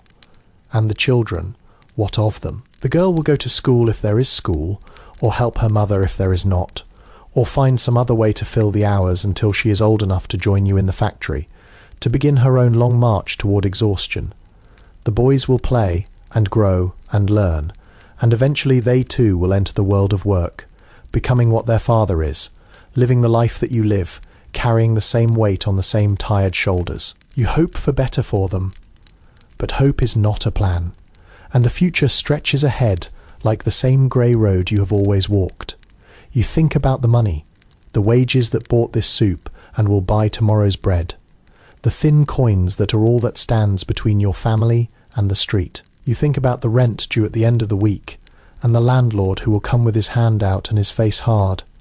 You think about the winter, still here, still cold, still demanding coal that costs more than you have. You think about the cough that has started in the younger boy, the way it lingers, the way it might be nothing or might be something, the way that something can become everything when you have no money for doctors or medicine. These thoughts are always there, a background hum beneath everything else, a weight that you carry even when you are not thinking about it. They surface now, in the quiet of the evening, as you sit by the fire and watch your family and try to find some rest before the night ends, and the cycle begins again. You do not let them take over. Do not let them become the kind of despair that paralyzes. You have learnt to hold them at a distance, to acknowledge them without letting them consume you, but they are there, always there, a part of you as much as your own heartbeat. The fire burns lower, the shadows deepen, the children grow drowsy. The girl puts away her book and yawns, her small body sagging with the same fatigue that fills yours. The boys' play has slowed, their movements becoming languid, their eyes heavy. The mother stirs, rising from her chair, beginning the small rituals that prepare the room for sleep. She pulls back the blankets on the bed, adjusts the pillows, checks that the fire is banked safely for the night. You watch her move, this woman who is your partner in everything, and you feel the weight of her presence, the comfort of knowing that she is here, that you are not alone in this struggle. The children are put to bed, the smaller ones first, their bodies fitting into the spaces that have been shaped for them. The bed is not large enough for all of you, but you have learned to make it work, to arrange yourselves so that everyone fits, so that the warmth of bodies pressed together keeps the worst of the cold at bay. The girl will sleep at one end, the boys in the middle, you and the mother at the other end, all of you arranged like spoons in a drawer, each body fitting against the next. It is not privacy, not even close, but it is warmth, and warmth matters more than privacy, more than space, more than almost anything. You sit for a moment longer, alone by the dying fire, watching the last flames flicker and fade. The room is quiet. Now the only sounds the soft breathing of sleepers, the occasional small noise from the building around you, the distant sounds of the city that never fully sleeps. You think about the day that has passed, the long hours, the endless rhythm, the small moments of relief.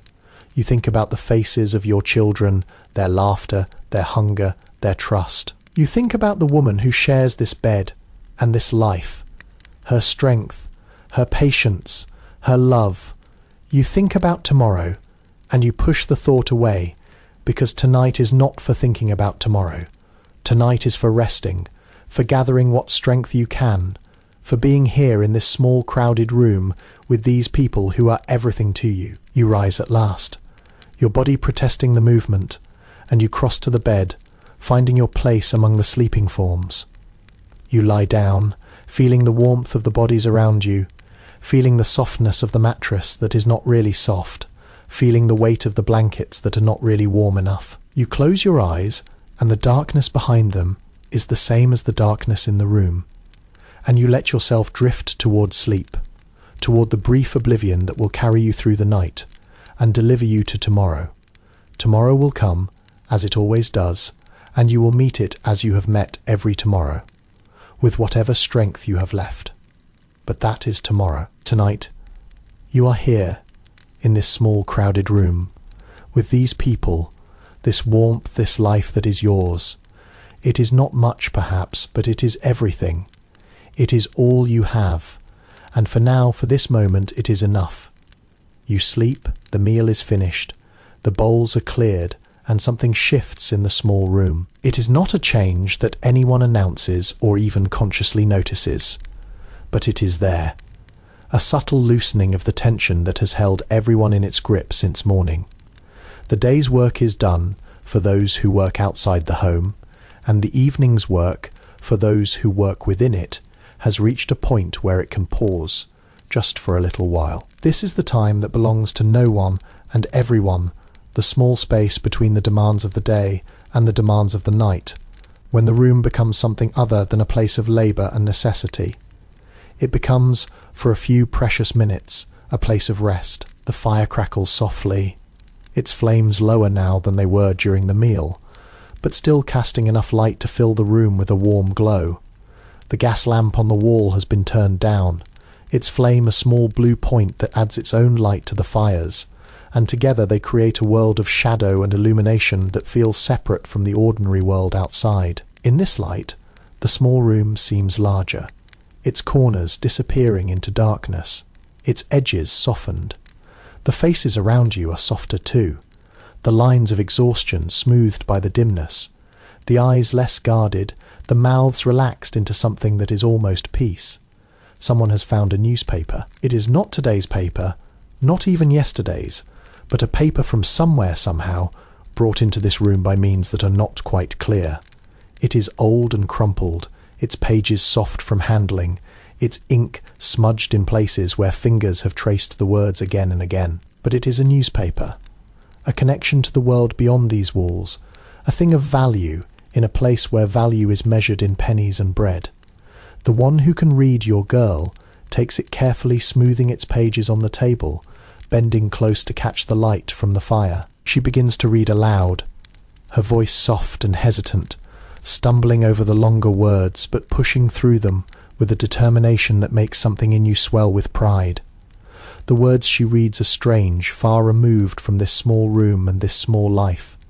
They speak of Parliament, of debates and decisions that will shape the country but will never reach these streets. They speak of distant wars, of battles fought in places whose names you cannot pronounce, of soldiers dying for causes you do not understand.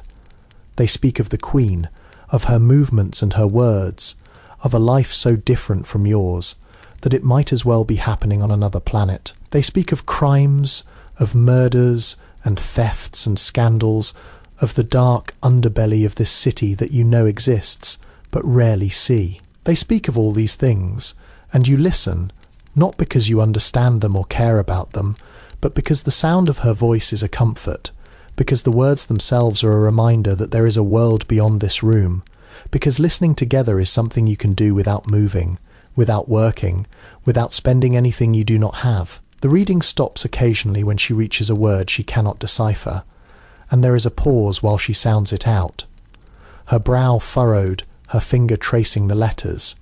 Sometimes someone else offers a guess, a suggestion, and together they work it out, the word yielding to their combined effort. Sometimes they cannot work it out, and the word remains a mystery, a small gap in the story that no one can fill. But the reading continues, halting and imperfect but continuous, a thread that connects this room to the wider world in a way that nothing else quite does. When the newspaper is exhausted, when all the readable parts have been read, and the rest abandoned to the mystery of print, someone else begins to hum. It is a tune, you know, an old song, one of those melodies that seem to have always existed, passed down through generations without ever being written down. The humming is soft, barely audible, more a vibration in the air than a sound, but it fills the room in a way that the reading did not, filling the spaces between people, connecting them in a different kind of thread. Soon someone else joins, then another, the tune growing stronger, taking shape, becoming something that is almost music. No one sings the words, if there are words. The tune is enough. The shared knowledge of it, the way it rises and falls and circles back on itself, like a path worn smooth by many feet. From somewhere beyond the wall, another sound joins the humming. It is a concertina, played by a neighbour in one of the other rooms of this building, its notes thin but clear, carrying through the walls that separate you. The player is not skilled, not by any standard that would matter in a concert hall, but the notes find the tune, follow it, support it, the humming stops, letting the concertina take the melody alone, and for a few minutes the room is filled with nothing but that thin music, drifting through the walls, connecting this room to that one, this family to that one, in a way that words could not. You close your eyes and let it wash over you. This small gift of sound, this reminder that beauty exists even here, even now, even in the lives of people like you. The music fades eventually, the concertina falling silent, the humming not starting again. The room settles into a quieter kind of rest, the kind that needs no sound, no activity, no purpose. You find yourself with a piece of mending in your hands, though you do not remember picking it up. It is a shirt, one of the boys worn through at the elbow, the fabric thin and frayed. Your hands move automatically, the needle finding its way through the cloth, the thread following, the small stitches forming a patch that will hold for a little while longer. It is work, this mending, but it is not the work of the factory. It is work you can do sitting down, work that leaves your mind free to wander, work that has a visible result, a small satisfaction at the end. You stitch, and the fire crackles, and the room is quiet, and for a moment the world feels almost manageable across from you. Someone else is doing nothing at all, just sitting, just staring into the fire, just being. Their face is blank, not with the blankness of exhaustion, but with something else, something softer, the blankness of rest, of letting go, of allowing the mind to drift where it will. They are not thinking, not planning, not worrying, they are simply present, in this room, by this fire, in this moment. It is a luxury, this nothingness, a thing that cannot be bought or earned, only taken when the day allows. You watch them for a moment, this person who shares your life, and you feel a kind of envy, a wish that you could let go that completely. But your hands continue their work, the needle moving, the thread pulling, the patch growing, and you are content enough with this, with doing something small and useful while the fire warms you and the quiet holds you. The entertainments of people like you are not the entertainments of the rich, not the theatres and operas and grand parties that fill the newspapers with their descriptions. They are smaller things, humbler things, things that cost nothing or next to nothing and can be shared among many. Sometimes on special evenings there is a visit to a music hall, a place where for a few pennies you can sit on hard benches and watch singers and dancers and comedians perform on a stage lit by gaslights. The music halls are loud and crowded and smoky, full of people like you who have worked all day and want nothing more than to laugh, to forget, to feel something other than exhaustion for a few hours. The songs are simple, the jokes are broad, the performances are rough, but the laughter is real, the forgetting is real, the feeling of being part of something larger than yourself is real. Other times there are street performances, free for anyone who stops to watch. A man with a puppet show sets up on a corner, his small stage attracting a crowd of children and adults alike. A woman sings ballads in a voice that carries above the street noise, her songs telling stories of love and loss and the hard lives of the poor. A boy juggles, his hands moving so fast they blur, his face set in a concentration that is almost comical on one so young. You have watched these performers, have dropped a penny in their hats when you could spare it, have felt for a moment the simple pleasure of being entertained by someone who has nothing but their skill to offer. And then there are the cheap publications, the penny dreadfuls and broadsides and story papers that circulate through the city like currency. They tell tales of adventure and crime and romance, stories that transport you far from this small room and this hard life.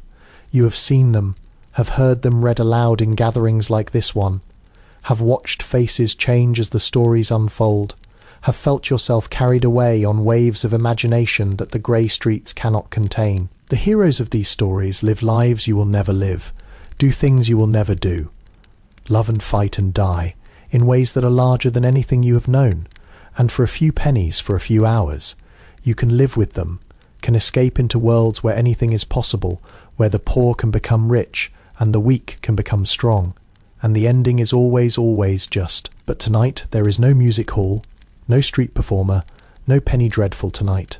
There is only this room, this fire, this quiet, and it is enough, or almost enough, because the quiet itself is a kind of entertainment, a rest for minds that have been working all day, a space where thoughts can drift and dreams can form. You finish the mending, not the thread, bite it off with your teeth.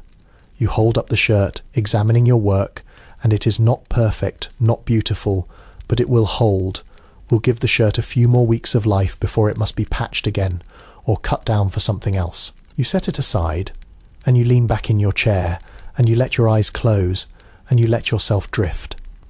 The children are still awake, though barely they have been playing in their corner, their games growing slower and quieter as the evening has worn on. Now they are beginning to fade, their movements becoming languid, their voices dropping to whispers, their eyes heavy with the weight of the day. The girl, your oldest, is the first to go, curling up on the floor near the fire, her book still in her hand, her eyes closing despite her efforts to keep them open. The boys follow soon after, their small bodies finding places on the floor, their breathing evening out into the slow rhythm of approaching sleep. You watch them, these children who are yours, and you feel the weight of them, the responsibility, the love, the fear. They are so small, so fragile, so vulnerable to everything that this city and this life can throw at them. You think about the ones who did not make it, the small graves in the cemetery where you have stood too many times, the names that are spoken only in whispers now, the faces that you still see sometimes in dreams. You think about the fevers that come and go, the coughs that linger, the accidents that happen when children play in streets that were never meant for play. You think about all the ways that children can be lost, and you push the thoughts away because thinking about them does no good, because the children here, the living ones, need you to be present, need you to be strong. The mother, your wife, rises quietly and begins the slow process of moving the children to the bed. She lifts the smallest first, cradling him against her chest, carrying him to his place among the blankets. He stirs slightly, murmurs something, then settles again, his small hand reaching for something that is not there. She tucks him in, smooths the blanket over him, touches his face for just a moment before turning away. Then the next, each one carried, arranged, covered, until all of them are in the bed. A tangle of small limbs and soft breathing. The girl goes last, too big to carry now, walking to the bed on her own feet, climbing in beside her brothers, finding her place in the warmth. You watch all of this, and you do not move, do not help, because this is her work, the work she does every night, the work that you would not know how to do, even if you tried. She moves among them like a presence, like a force of nature, like something that has always been there. When they are all settled, she stands for a moment looking down at them, and in the firelight you see her face, the exhaustion and the love, and something else, something that might be hope or might be fear or might be both. Then she turns away and she comes back to her chair, and she sits, and she is still. The room is quiet now, quieter than it has been all evening. The fire crackles softly. The only sound besides the breathing of the children, the small occasional noises from the building around you. You sit in this quiet, you and the woman who shares your life, and you let it hold you, let it wrap around you like a blanket. There is nothing to say, nothing that needs saying. The day is over, the night is here, and for this moment, this small space between waking and sleeping, you are together in a way that needs no words. And in this quiet, your mind begins to drift. It goes where it always goes when it is free to wander toward the dreams that you carry with. You always the dreams that you do not speak aloud, because speaking them would make them too real, too painful. You dream of a different life, a life where the work is not endless, where the wages are enough, where the children do not have to labour. You dream of a room that is larger, warmer, cleaner, a room with space for everyone, with beds that do not have to be shared, with windows that let in light and air. You dream of food, real food, enough food food that leaves you full and satisfied instead of hungry and want. You dream of days that end when the sun sets, of evenings that are truly free, of nights that are for rest, and not just for gathering strength for the next day. You dream of the countryside, though you have never seen it, of green fields and clean air and the kind of silence that is not just the absence of machines. You dream of a small house, a garden, a place where children can play without danger, where the only smells are earth and flowers and the good clean smell of things growing. You dream of a life where you are not just a pair of hands, not just a unit of labour, not just another body to be used and discarded. You dream of being seen, being known, being valued for something other than what you can produce. These dreams are always there, just beneath the surface, waiting for moments like this when the mind is free to wander. They are beautiful, these dreams, and painful because they are so far from anything you will ever have. You know this, know it in the same way that you know the rent is due and the coal is low and the children are hungry. You know that dreams are not plans, that wanting is not having, that the distance between this room and that imagined life is measured in things you cannot change. You know this, and still you dream, because dreaming is free, because dreaming costs nothing, because in the darkness of this small room, with the fire dying and the children sleeping, you can be anyone, anywhere, anything. But the dreams cannot last. The fire needs tending, the candle needs snuffing, the night waits for no one. The weight of tomorrow presses against the edges of your consciousness, reminding you that the day will come again, that the machines will start again, that the rhythm will resume. You feel it in your body, the ache that has not fully eased, the fatigue that will return as soon as you lie down. You feel it in your mind, the list of worries that never quite goes away, the calculations that never quite add up. The dreams fade, retreating to wherever they go when they are not needed, and you are left with what is real, what is here, what is yours. You look at the woman beside you, her face half in shadow, her eyes on the dying fire. She feels you looking and turns, meeting your gaze, and in that look there is everything, the shared knowledge, the mutual understanding, the love that is too tired for words. You reach out, and your hand finds hers, and you hold it for a moment, feeling the warmth of her skin, the roughness of her palm, the small solid fact of her presence. Then you release, and you stand, and you begin the small rituals that prepare the room for night. The fire is banked, the embers covered with ash, to keep them alive until morning. The candle is snuffed, its thin smoke rising toward the ceiling before dissipating into darkness. The door is checked, though there is no lock, only the knowledge that no one will come, that the night is safe enough. The children are checked, their breathing steady, their faces peaceful in sleep. And then finally, you lie down, finding your place in the bed, fitting your body against the others, feeling the warmth of them, the presence of them, the simple fact of them. You close your eyes, and the darkness behind them is the same as the darkness in the room. The dreams are gone, faded into the night, and what remains is the weight of your body, the ache of your muscles, the slow pull of tomorrow will come, as it always does, and you will meet it as you have met every tomorrow, with whatever strength you have left. But that is tomorrow tonight.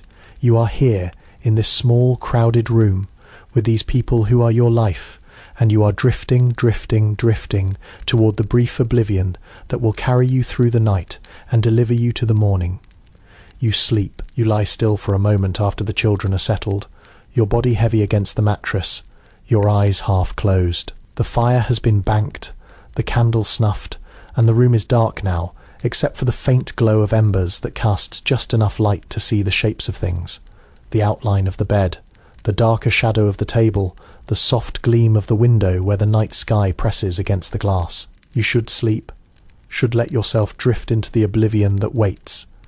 But there is something you must do first, something that has become ritual, the last small task before the day can truly end.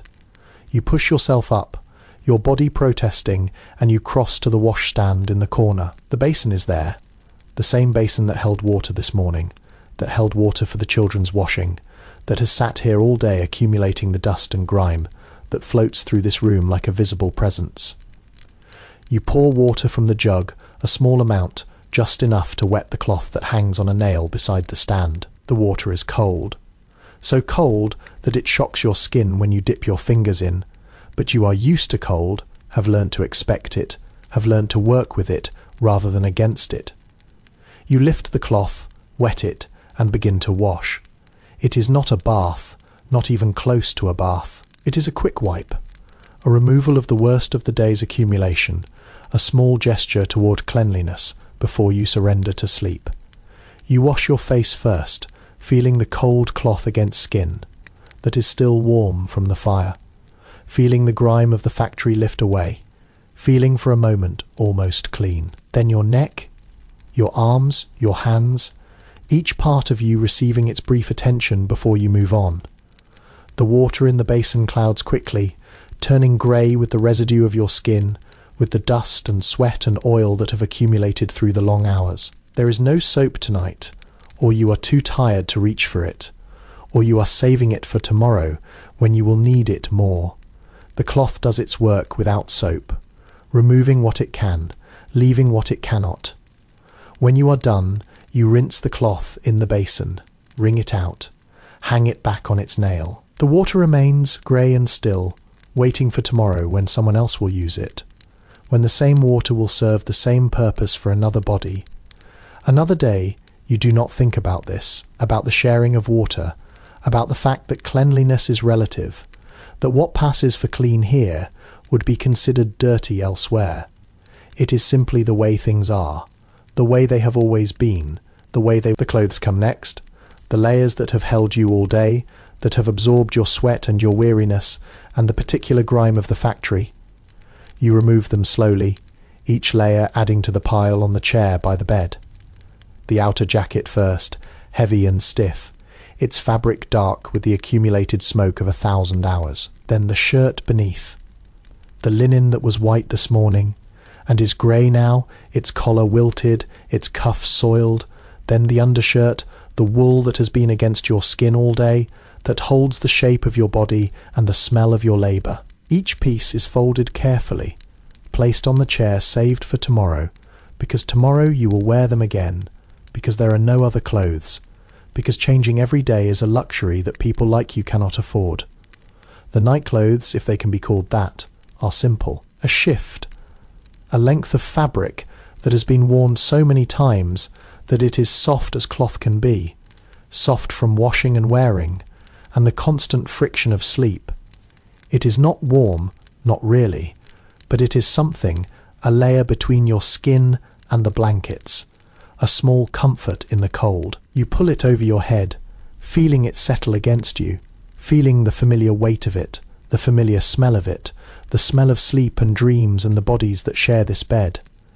It is not clean, not in any absolute sense, but it is cleaner than the clothes you have just removed, and that is enough. There are those who would be horrified by this, by the small basin and the shared water and the clothes that are worn day after day without washing.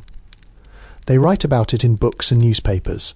These people who live in another world, who have hot water from taps and baths in separate rooms and changes of clothes for every day of the week. They use words like squalor and degradation, words that carry judgment, that assume that cleanliness is a choice, that people live like this because they do not know better or do not care.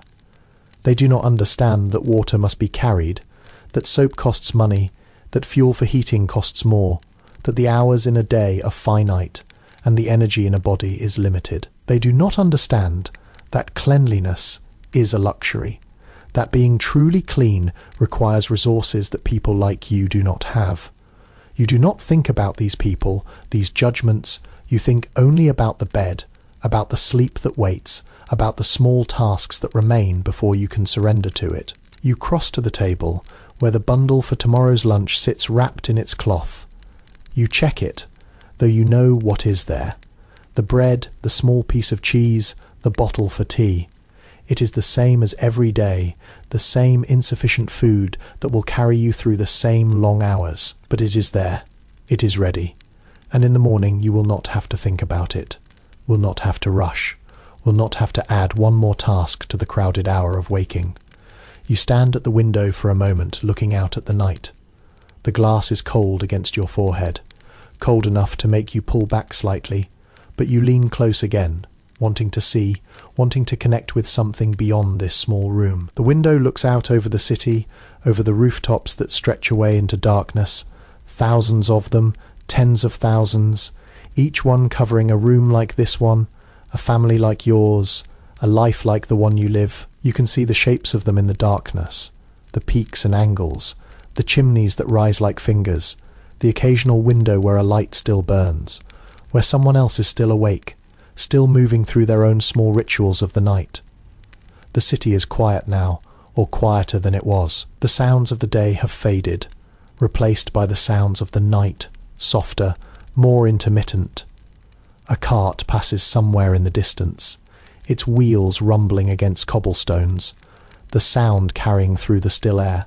A dog barks once, twice, then falls silent. Somewhere a baby cries, a thin wailing that goes on for a few minutes before fading into something softer.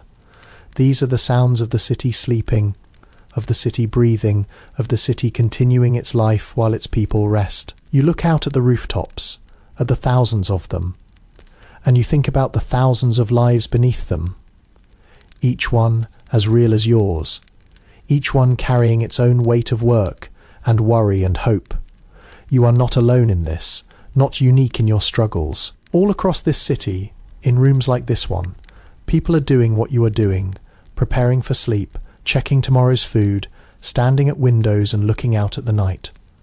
The thought is comforting, in a strange way, a reminder that you are part of something larger, that your life is one thread in a vast fabric that covers this city and this century. But the comfort does not last. The cold seeps through the window, through your thin shift into your bones. You step back, letting the curtain fall, and you turn toward the bed. The children are sleeping, their breathing soft and even, their bodies warm beneath the blankets. You find your place among them, fitting yourself into the small space that has been left for you, feeling the warmth of them against your cold skin. The bed is crowded, too crowded, but the crowding brings warmth, and warmth is what you need, what you crave, what you will cling to through the cold hours of the night. You lie still, your eyes open in the darkness, and you listen, the breathing of the children, the small sounds they make in sleep, the occasional murmur from one of them, the rustle of blankets as someone shifts. These sounds are familiar as your own heartbeat, as familiar as the rhythm of the machines. They are the sounds of home, of family, of the life that you have made in this small crowded room. You listen to them and you feel something loosen in your chest, something that has been tight all day, something that only now, in this darkness, with these sounds around you, can begin to relax. The day is over. The night is here. And for these few hours until the light returns and the cycle begins again, you are safe, you are warm, you are surrounded by the people you love. It is not much perhaps, but it is everything. It is all you have. And as your eyes grow heavy and your thoughts begin to drift, you hold on to that, onto the simple fact of being here, being alive, being together. The darkness takes you, gently. You lie in the darkness, and sleep does not come. It hovers at the edges of your consciousness, a presence that you can feel but cannot reach, a promise that remains unfulfilled. Your body is tired, so tired that every muscle aches with a deep, persistent pain that seems to have settled into your bones. Your feet throb, your back burns, your shoulders are knots of tension that will not release no matter how you shift and turn. You are exhausted, utterly exhausted, and yet sleep holds itself apart from you, waiting just beyond your grasp. The bed is too small, too crowded, too hard. The straw mattress beneath you has shifted during the night, bunching in some places and thinning in others, so that your hip presses against the wooden slats beneath. You try to shift to find a position that eases the pressure, but there is no room to move, no space to adjust. The children are packed around you, their small bodies warm but immovable, their limbs flung across the bed in the abandon of deep sleep. One of them has kicked off the blanket, and you can feel the cold air against your legs, but you cannot reach to pull it back without waking someone, without disturbing the delicate balance of warmth and space that makes sleep possible. You lie still, staring into the darkness, and the thoughts come. They always come at night, these thoughts slipping into your mind when there is nothing else to distract you, nothing to keep them at bay. They are the same thoughts that have come every night for as long as you can remember, the same worries, the same fears, the same calculations that never quite add up. The rent is due at the end of the week, and you do not have enough. You have counted the coins a dozen times, have subtracted the cost of bread and coal, and the small necessities that cannot be avoided, and the number at the end is always the same. Always too small, always leaving a gap that you do not know how to fill. The landlord will come, as he always comes, on the last day of the week, his hand extended, his face hard. He will not listen to explanations, will not accept promises, will not wait another day. You have seen what happens to those who cannot pay, have watched as families are turned out onto the street, their possessions piled on the pavement, their faces blank with shock and fear. You have told yourself that it will not happen to you, that you will find a way, that something will turn up. But lying here in the darkness, with the numbers running through your mind, and the gap between what you have and what you need stretching wider with each calculation, you cannot make yourself believe it.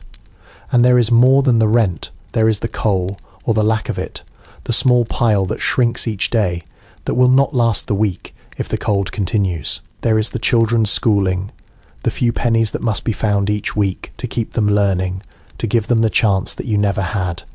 There is the cough that has started in the youngest, the way it lingers, the way it might be nothing or might be something, the way that something can become everything, when there is no money for doctors, no money for medicine, no money for anything but the bare minimum of survival. These thoughts circle in your mind, a carousel of worry that turns and turns and never stops. You try to push them away, to focus on something else, anything else, but they return, always return, wearing the same grooves in your consciousness that they have worn night after night. You think about the factory, about the machines that wait for you, about the long hours that stretch ahead. You think about the foreman, his sharp voice, his watchful eyes, the way he notices when you slow down, when you make a mistake, when you show any sign of the exhaustion that fills you. You think about the other workers, the ones who have been fired, the ones who have fallen sick, the ones who have simply disappeared, replaced by others who are younger, stronger, less worn. The city continues its life outside the window, indifferent to your worries, your fears, your sleeplessness. You hear the sounds of it, the night sounds that are different from the day sounds but no less present. A cart passes in the street below, its wheels rumbling against the cobblestones, the driver's voice raised in a curse at something you cannot see. In the distance a group of men are singing, their voices rough and loud, the song slurred with drink, rising and falling as they make their way home from the public house. Closer, much closer. A baby cries from one of the other rooms in this building, a thin wailing that goes on, punctuated by the shushing of a tired mother, a father's heavy sigh. The walls are thin here, so thin that you can hear everything. The coughs and the whispers and the creaking of beds, the small sounds of other lives being lived in other rooms, other families with their own worries, their own fears, their own sleepless nights. You hear the footsteps on the stairs, slow and heavy, someone coming home late, someone who has been working or drinking or both. The steps pause on the landing outside your door, and for a moment you hold your breath, listening, wondering. Then they continue, up the next flight, to the room above where a door opens and closes, and the footsteps fade into silence. You breathe again, release the tension that had gathered in your chest, and you lie still, waiting for the next sound, the next interruption, the next reminder that you are not alone in this wakefulness. The doctors who write about conditions like yours have a name for this, for the sleeplessness that comes from too much worry and too little rest. They call it insomnia, and they study it. And they recommend treatments that you cannot afford and would not have time for even if you could. They do not understand, these doctors, that sleeplessness is not a condition but a consequence, not an illness, but a symptom of a life that demands too much and gives too little. They do not understand that the thoughts that keep you awake are not irrational fears but accurate assessments, that the worries that circle in your mind are real, are justified, are the reasonable response of a person who knows that disaster is always possible, always waiting, always just one missed payment away. You have heard that the rich sleep better, that their beds are soft, and their rooms are warm, and their minds are free of the calculations that fill yours. They do not lie awake, wondering how to pay the rent, how to feed the children, how to stretch the week's wages to cover the week's needs. They do not hear the sounds of the city the way you do, as threats, as reminders, as the endless noise of a world that does not care whether you live or die. They sleep, and they wake rested, and they begin their days with energy that you cannot imagine, cannot remember, cannot believe ever existed. You try to pray. It is something you do sometimes in the darkness, when the thoughts become. You address a God you are not sure exists, a presence that may or may not be listening, a force that may or may not care. You ask for help, for strength, for the rent to be paid, for the children to be healthy, for tomorrow to be bearable.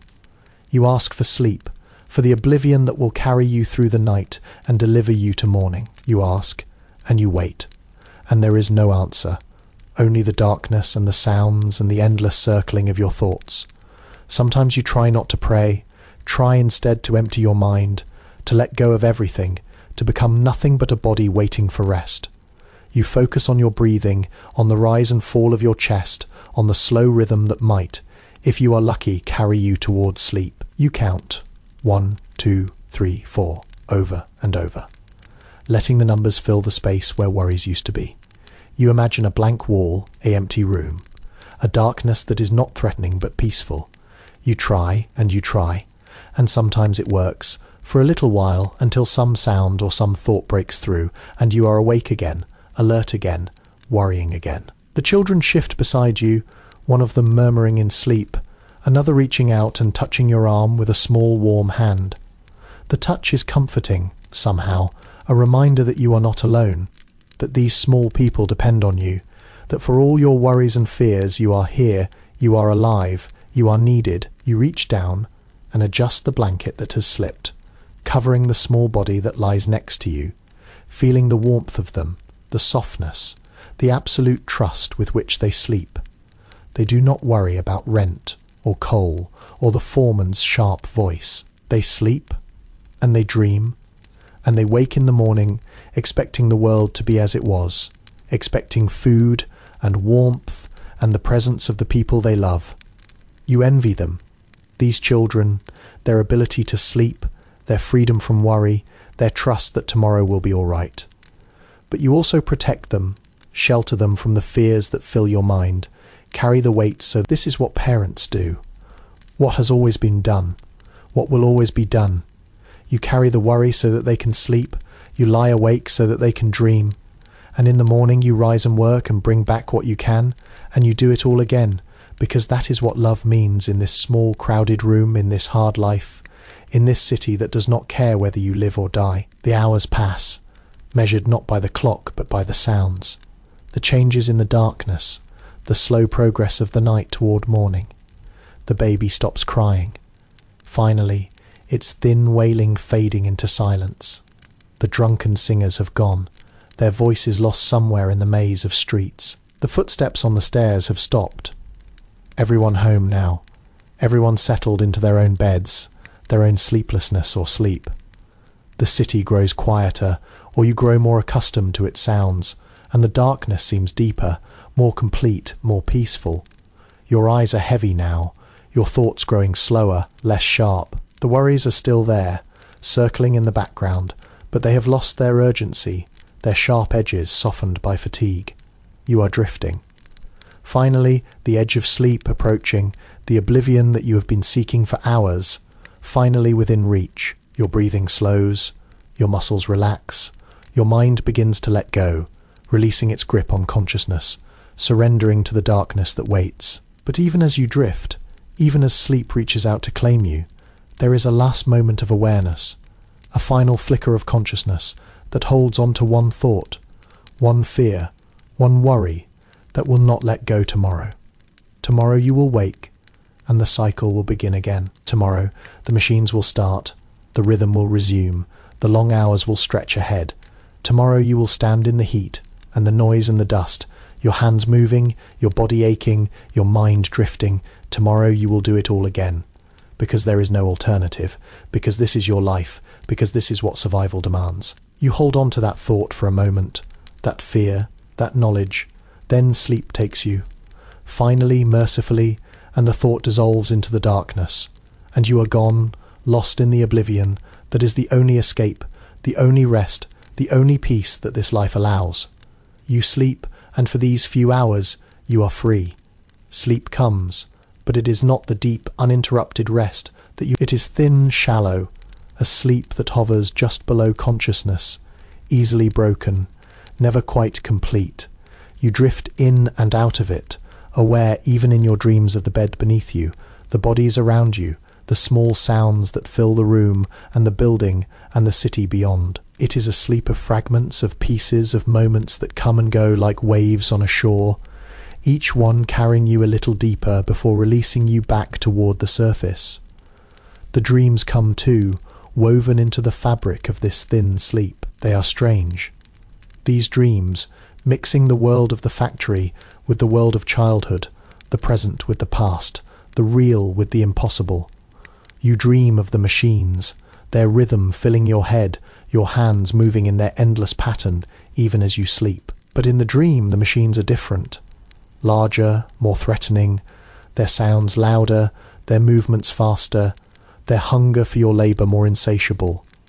You work and you work and you work, and the pile of finished pieces never grows, never changes, never releases you from the task. The foreman is there too, his face twisted into something monstrous, his voice a constant shout that you cannot escape, cannot ignore, cannot satisfy. And then the dream shifts, and you are a child again, in a place you barely remember, a place of fields and trees and the kind of silence that you have not known since. You are running through grass that is tall and green, your legs pumping, your lungs filling with air that is clean and sweet.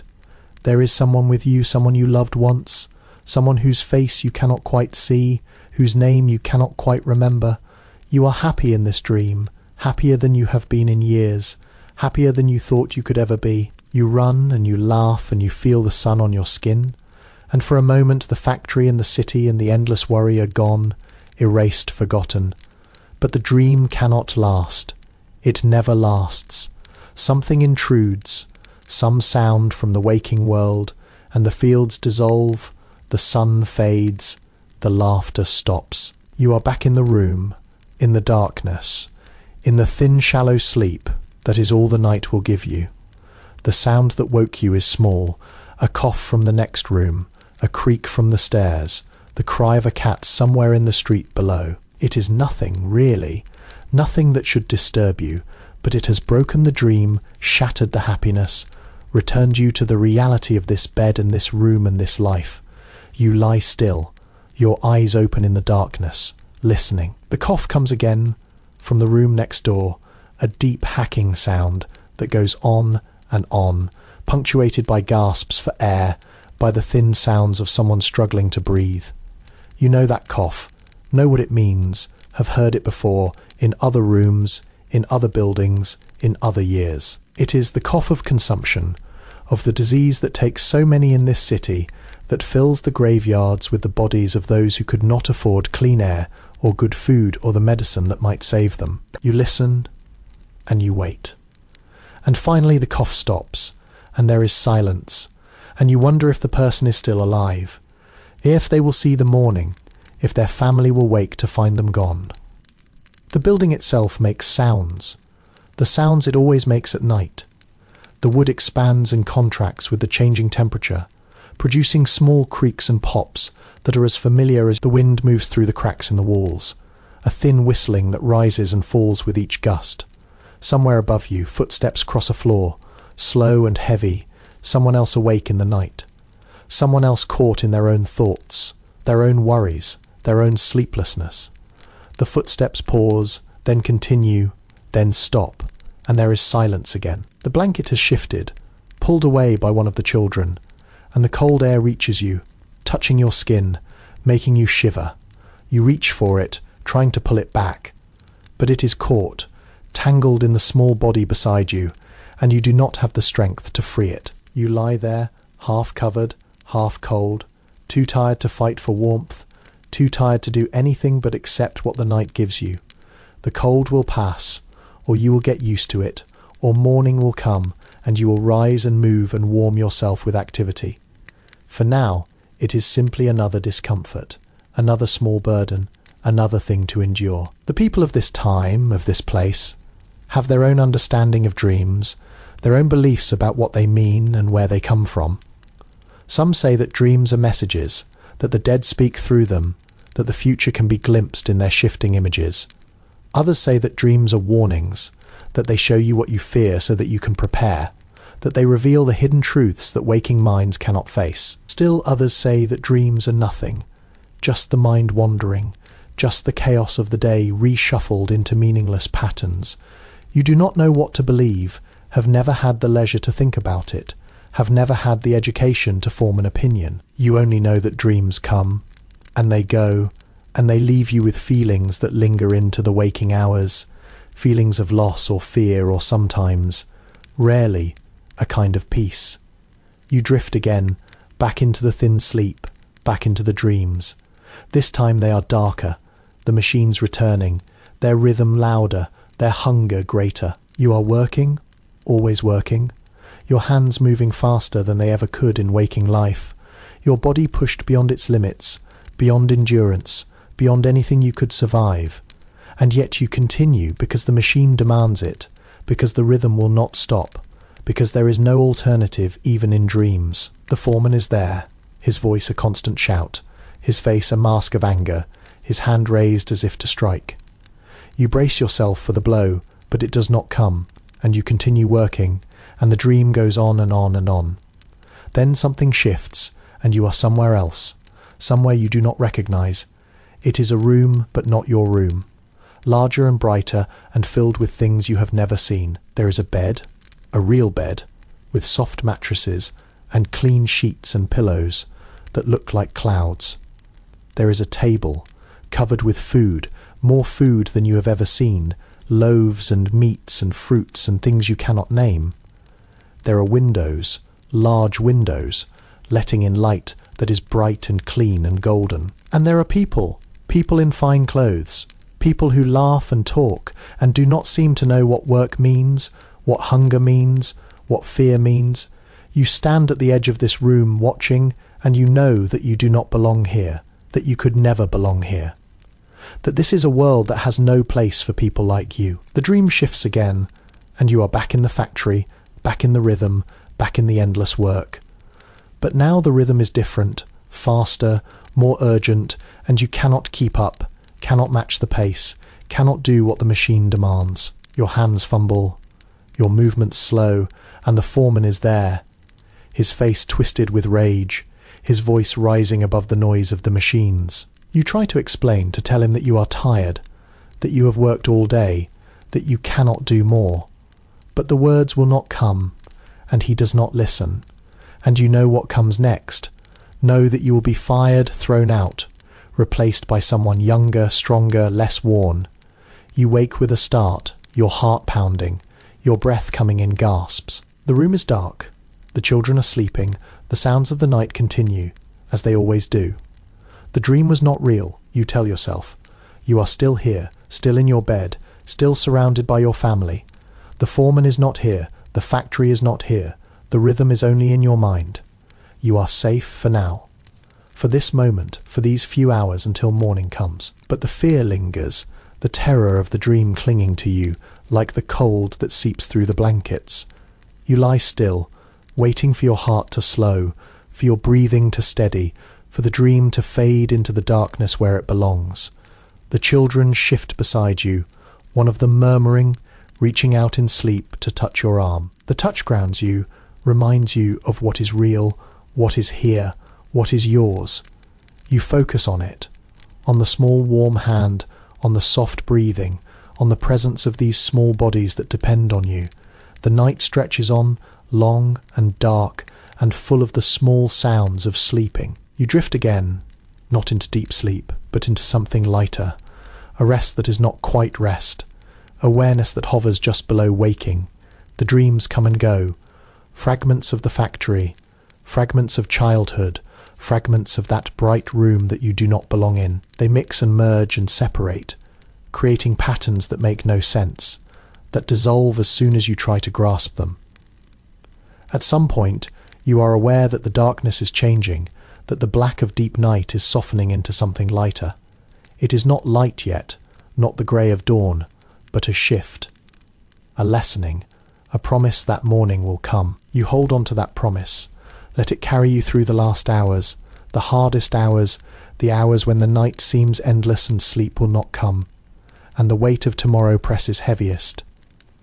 And then finally, the grey begins to seep through the window, the first pale light of dawn touching the edges of the room. You see it, that light, and you know that the night is over, that the day has come, that you must rise and begin again. You lie still for one more moment, one last moment of rest, feeling the warmth of the children beside you, feeling the cold of the air beyond the blankets, feeling the weight of your body and the weariness that has not left and will not leave. Then you move slowly, carefully, so as not to wake them. You slide out from under the blankets, your feet finding the cold floor, your body rising to meet the day. Behind you, the children sleep on, unaware that morning has come, unaware that you have left, unaware of anything but their own small dreams.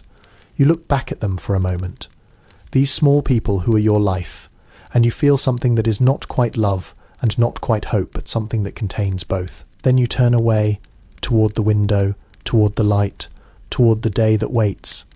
The grey light grows stronger, filling the room with its pale illumination. You can see the shapes of things, now the bed, the table, the chair with your clothes. You cross to them, begin the slow process of dressing, of preparing for the day. The rhythm of the morning takes over, the same rhythm you have followed every morning of your life. You wash in the cold water, you put on the same clothes, you check the bundle for lunch, you move through the small rituals that begin each day. And as you move, you carry with you the memory of the night, the dreams and the fears and the small moments of peace. You carry the weight of the day ahead, the hours of labour, the worries that never leave, the love that keeps you going. You carry it all, and you walk toward the door, toward the street, toward the factory, toward everything that waits beyond this small room. The door opens, the cold air hits you, the sounds of the city rise to meet you. You step through, and the door closes behind you, and you are in it again. The river of humanity, the endless flow of bodies moving toward work. You do not look back.